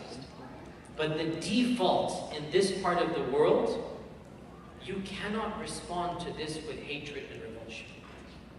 Because they will have everywhere to go to. They don't need you in the community. My advice and suggestion is, and this is a case-by-case scenario, so please, this is not a cookie-cutter answer. This is more psychology than fiqh, dear brothers and sisters. What to do when somebody is leaving Islam or has left Islam, it has more to do with psychology than fiqh. And that varies from case to case. And the goal is whatever you do is more conducive to the person coming back to the faith. Agreed? Right? That's the goal. My point is the general rule in this land that we live in, to respond to somebody leaving the faith by boycotting, kicking and screaming, yelling out, saying, never come back to this house again, you have brought dishonor. generally speaking, you have sealed the door of any hope coming back. This is my suggestion. On the contrary, I'm not saying you simply embrace and accept, because obviously it's painful. I'm saying there has to be a healthy middle balance. The anger should be tempered. The love should still be there, but the frustration should also be made clear. There should be a level of awkwardness without banishment. This is, I think, in my humble opinion, the better alternative. Because nothing happens when you kick the kid out. Especially when they're above the age of 18. If they're below, then they're going to go to foster. What's the point there? Nothing will be gained if you shut your door and say, never come back, you brought dishonor to my house. Well, the kid's gone now, or the young man or woman has gone now. What are you going to do? I think there should be a healthy balance between showing your frustration, and of course you have every right to be angry, but keep the anger tempered. Explain why you're angry, even as you don't cut every tie with your son, your daughter, your relative, whatnot. You can't. There's no point in doing that. What's going to be the good? Now, you cannot just embrace and ignore, because that would also be dhulm. It would be an injustice. Imagine if, a'udhu billah, your son was a drug dealer, let's say. Always, you cannot just welcome him as if he's doing it. His whole lifestyle is haram. It's not just one sin. His whole lifestyle is haram. You cannot ignore that. It's going to hurt you every time he comes to your house. Why are you selling drugs to us? It's going to hurt you. Well, for us, kufr is a bigger sin, and this is the fact, than dealing with drugs. It's going to hurt you. That hurt should be manifest, but it should still always be tempered with, look, this is your house, we are your parents, no matter what happens to you, we're always your parents, we're always your cousin, your relative. That's never going to change. But because I'm your relative, because I'm your cousin, because I'm your uncle and aunt, because I'm your father and mother, you know how much we love you, and we have to give you this advice. Never ever stop giving advice. Never make it acceptable in status quo. Never become comfortable with that kufr, or else you haven't done your job. Always, whatever, I'm not saying every conversation, but I'm saying that awkwardness should always be there. Because they should not feel that they're fully accepted anymore, because there is an element of awkwardness. But my humble suggestion, there's also should not be total ostracization or boycott. Now, what can be done? It's a case-by-case basis. And we need to analyze why this person left the faith. A lot of times, and again I'm being very generic, a lot of times it is an emotional issue because of something that happened to them, right? That's an emotional issue. That, you know, I wasn't treated right, my father did this, my mother did that, or the community did this, that. And so it's more of an emotional issue. That's not really an academic issue. Sometimes it's simply an issue of, I don't want to live a restricted life, I want to just live my hedonistic, sensual, drug-filled, whatever life. And I'm sorry to be stereotypical, but that is an element of truth. A lot of people simply leave the faith because it's much more convenient to live without rules.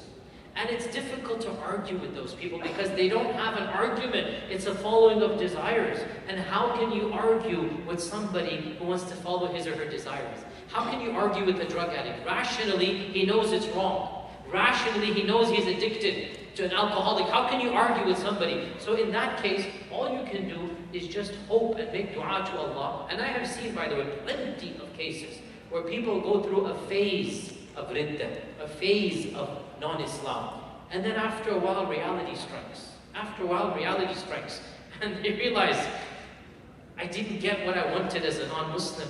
I know Islam to be true. I'll be honest with you, I have good friends who I grew up with who left Islam. A'udhu billah. I had a friend that not too much detail, but really hurt me. The one that really hurt me the most, I was very close to at a certain phase of my life, and you know, like a decade ago, slowly but surely trickled down the internet, whatnot, he's left Islam. And I called him up, and he literally just hung the phone up on me. It really hurt, like, you know, really just, and by the way, Allah is my word, I'm not out of bragging or boasting. I continually kept in touch with him. Once in a while, texting him, once in a while, hey, how's it going, bro, anytime you want. No response back, you know. And then subhanAllah, 3-4 years ago, his father passed away. And he was in the room when the father passed away. And everything flipped. And he told me, I had a conversation with him, he told me, watching my father die, realized I was lying to myself. I knew Islam is true. I was living the life of a lie. Seeing death and recognizing death is real. And there is life after death. And there is malakul maut and sakaratul maut. There is no explanation for life other than religion. And everything came back to him at the death of his father, and he ended up retaking the Shahada and rejoining the community. And alhamdulillah, because I had established ties with him, he called me up and we had a conversation, because I never boycotted him, never.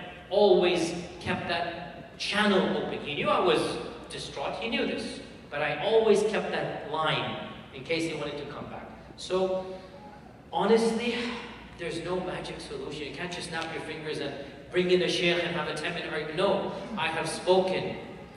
I have spoken with so many murtads, so many people that left the faith, and I'll be honest with you, never after one conversation did they come back. I'll just be honest, I'm just telling it like it is. Never after one conversation with me did they just say magically, oh, mashallah, Shaykh, you are absolutely, ashhadu an la ilaha. Never worked. Immediately. But alhamdulillah, on multiple times, in the long run, it did work. So don't give up hope. It's not just a one-off. Generally speaking, when people leave the faith, there are deep-seated emotional issues. And then they latch on to what they think is a rational argument. Listen to this carefully. There are deep-seated emotional issues. But they need to justify, and they can't say, oh, my father mistreated me when I was a child. That's stupid. So they say, oh, Islam allows milk yamin. And they latch on to that. How can I accept a religion that allows milk yamin? And so he comes to me, I begin arguing with milk yamin and why is this and that. And you're never going to convince him because it's not the milk yamin issue because of which he rejected Islam. It's a deep-seated psychological issue, but he needs to or she needs to find something to justify the rejection. And so, in my humble opinion, the best tactic long-term after dua, believe it or not, is community kindness. To realize they're giving up a lot. They're giving up their faith, their community, they're giving up a reason for living, a higher purpose, and deep down inside, let's hope that whatever emotional thing they have, it fizzles out like what happened with my friend, and he realizes, you know what? I was lying to myself. He told me literally this verse, I was lying to myself, and deep down inside I knew Islam to be true, and it was the death of my father that caused me to wake up to this reality. So that's, Allah knows best, that's all that I can say to this, inshallah.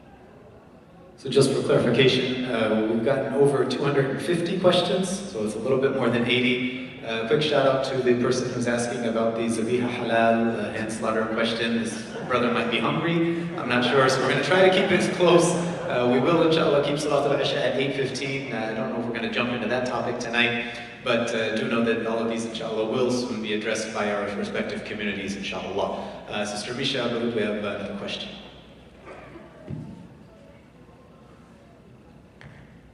The next question is, what do you advise on dealing with depression and keeping your faith in college? So, sister, this is a question that, again, many of our elders, with my utmost love and respect to them, I don't think they understand how endemic this problem is. How many of our, especially young 20s at that stage, they're grappling with depression. And even for me, this was a shocker because I'm slightly older than that. When I went through university 20 years ago, it wasn't like this. And we don't understand why this is happening across the country, Muslim, non-Muslim. We don't understand. Studies are showing that younger and younger people are going to therapy. And again, you can blame a lot of things. I don't think there's any one answer, but I do think it is symptomatic of the world that we're living in.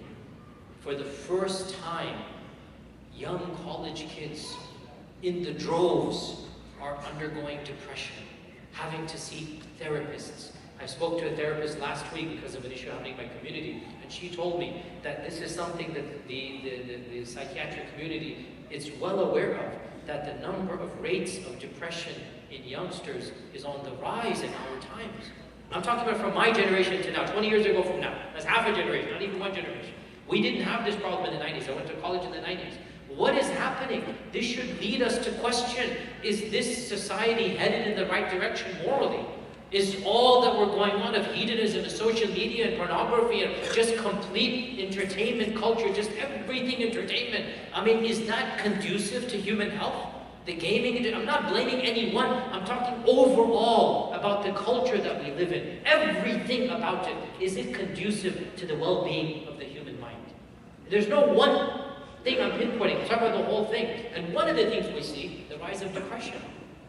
And I don't have a clear-cut answer. I'm actually dealing with the case of my own community of a 20-year-old man. And again, another terrifying thing, the rise of suicide. Again, it's something that is taboo for the elders to talk about. We need to talk about it. In every community across this country, our Muslim kids, you know, they are, it's increasing now.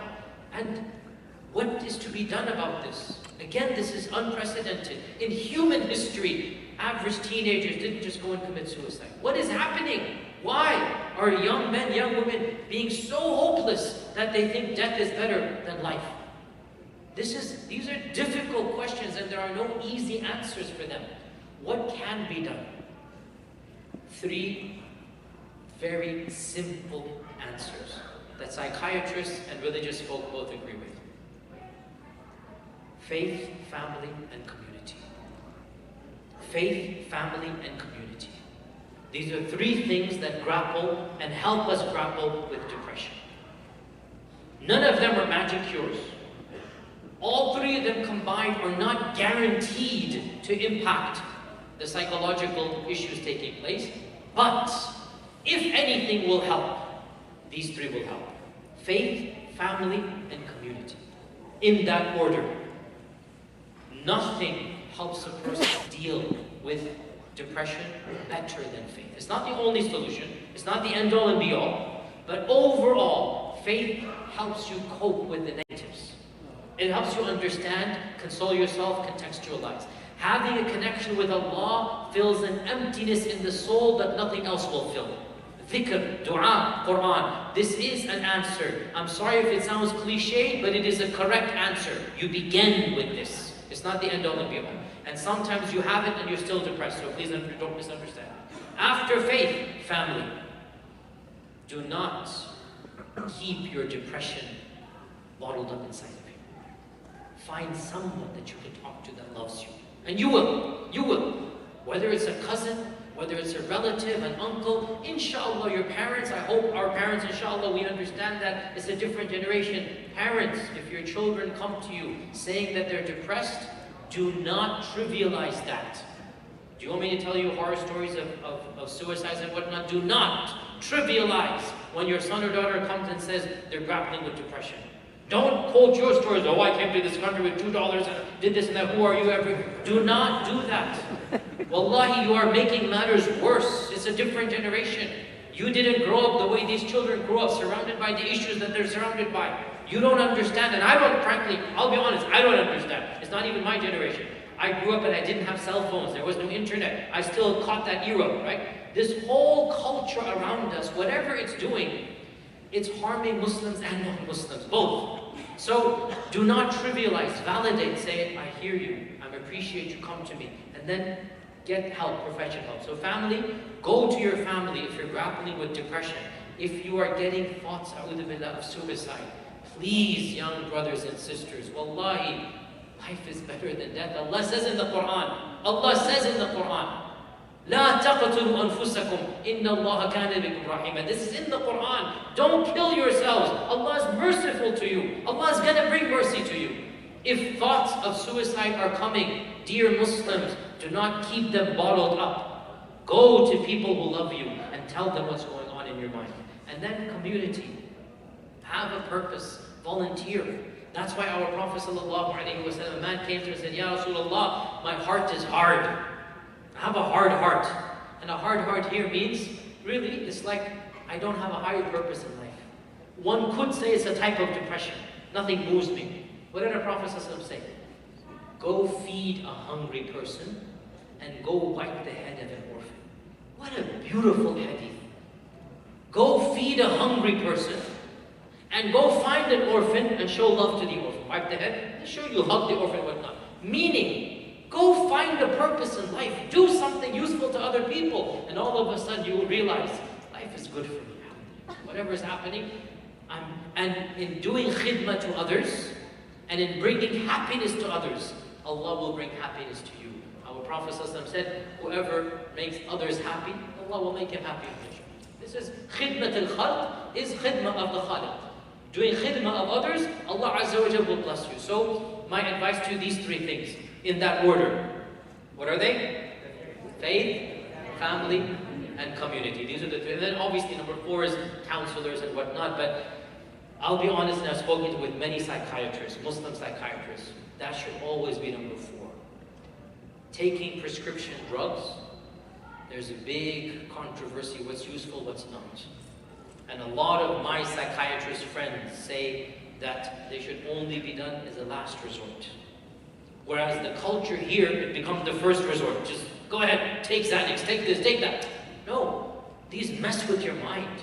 They alter your chemical stability. Yes, for some people, definitely they need it. But after doing the 3, faith, family, and community, then go to psychiatrists as well, go to a therapist, see what's going on, see if these 3 don't work. Maybe there are some chemical imbalances they need to be corrected. No problem, it's completely halal. But don't just jump to a prescription drug without doing these 3 things first. And Allah Azza wa Jalla knows best. And this will be the final question for tonight, inshallah. But it's unfair really to put this question at the end given its complexity, but more for our community to get an idea of the diversity and the necessity of these conversations. So I would ask our dear brother Taha to ask our final question of the night.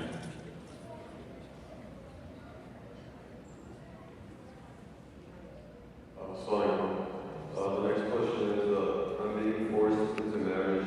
What should I do? My parents will not budge, and it will look bad for me.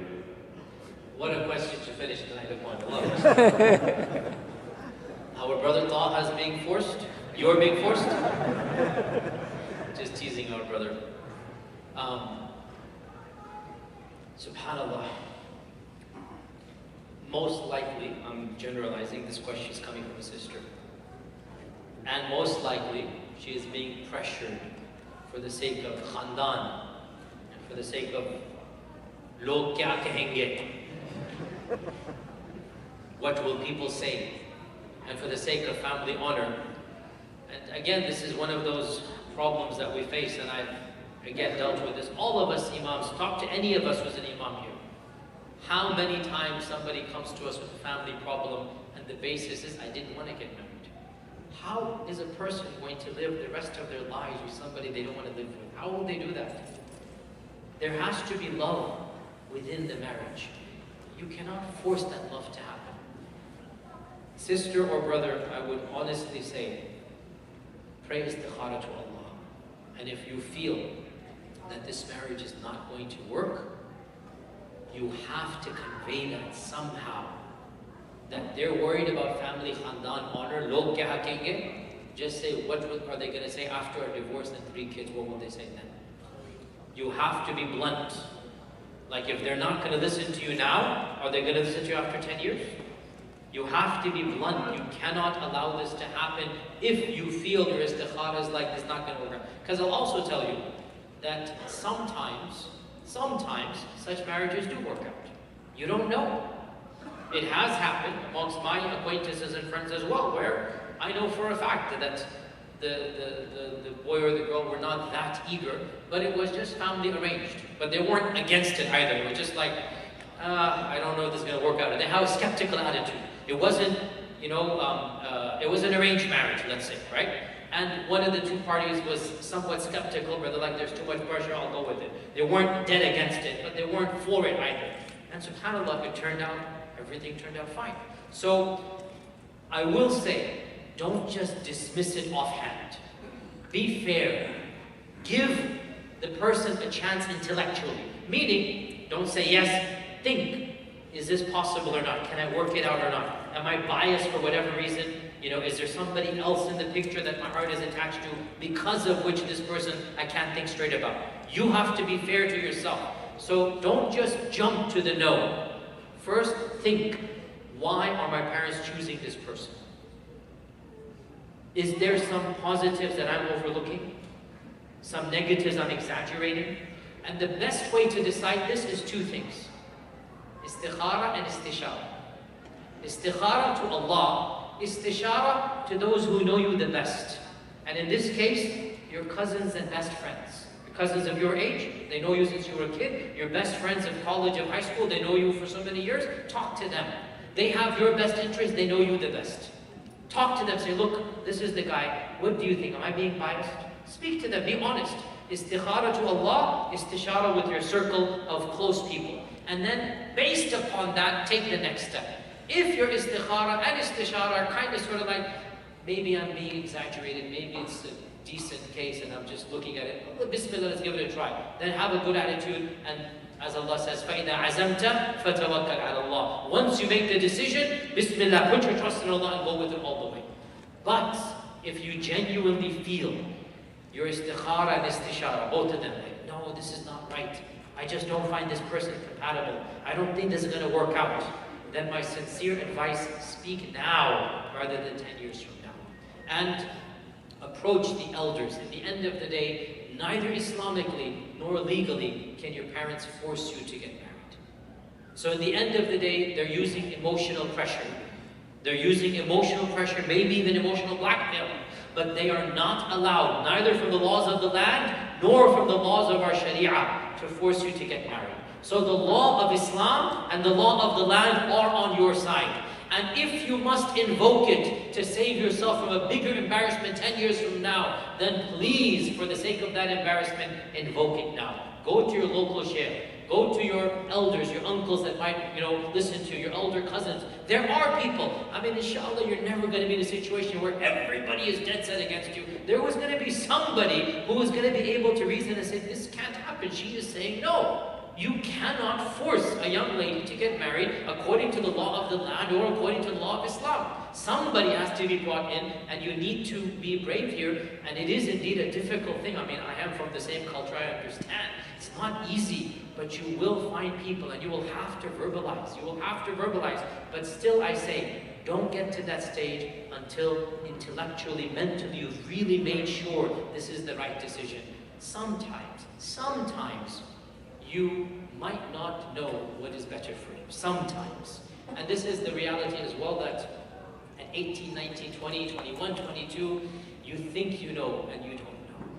This is also possible, that for your perspective, you're pretty certain that this is not going to work out, but maybe it will. That's why I'm saying istikhara and istishara. Make sure you exhaust these two. Then after that, move on to the next step. And may Allah make it easy for you and for all of us, inshallah. Advice to the parents as well. Yes, obviously, parents, listen to your children, because in the end of the day, I mean, again, these are all worrying statistics, but our divorce rates of the Muslim community are almost on par with the broader society. Almost on par. Our divorce rates are above 40% now. That's terrifying. Every one of us, of my generation and younger, knows close friends and cousins that have gone through divorce. Every one of us. Even though when I was growing up, back in the 70s and 80s, I didn't know any uncle, auntie that went through a divorce. Not one. Growing up, I'm being honest with you. I did not know, in my circle of friends in Houston, not one uncle or auntie got divorced when I was growing up. Because that was a different time and place. In my generation, and the ones younger than me, more than 40% end up in divorce. Times have changed, parents. You cannot expect your children to follow the same culture as you did. You're going to have to be more open with them. And if you make the decision, when the mistake happens, they're going to blame you, not them. They will say, you forced me. And that will create a bitterness and a rift for the rest of your life. Whereas if they make the mistake, and even if it ends in a divorce, at the end of the day, they cannot blame anyone but themselves. At least your relationship with them will not be harmed. So please, parents, for the sake of your own relationship with your kids, and for the sake of Islamic, do not force your children to get married against their will. And Allah subhanahu wa ta'ala knows best. I appreciate you inviting me to your community. I hope that inshallah everything I said was beneficial. If anything I said was harmful or whatnot, I ask Allah's refuge. It was not my intention. These are difficult issues and questions. Sometimes we give answers that might be vague, might be incorrect. I ask Allah's refuge refuge if that happened. And maybe there can be clarifications or part 2. In aradtu illa al-islah ma istata'tu. May Allah Azza wa Jalla guide us and guide others through us and protect our children and grandchildren. May Allah subhanahu wa ta'ala bless us and our progeny after us to love the Quran, to love Islam. May Allah Azza wa Jalla make us and our children of those who establish the salah, who read the Quran, who pay the zakah. May Allah subhanahu wa ta'ala make us and our children shining role models. May Allah subhanahu wa ta'ala grant our children righteous spouses so that their children can be protected after them. May Allah subhanahu wa ta'ala make us and our children from those who are muqimeen as-salah and muqimeen as-salah and ita' az-zakah and fasting of Ramadan. Oh Allah, protect us and our children with Islam standing, with Islam sitting, with Islam lying down. Oh Allah, allow us and our children to be together in this world upon Islam and in the akhirah upon Islam. Oh Allah, cause us to live as Muslims and to die as mu'mins and to be resurrected with the prophets and the companions, and what a noble companionship they are. Wa jazakumullahu khairan. Wassalamu alaikum wa rahmatullahi wa barakatuh.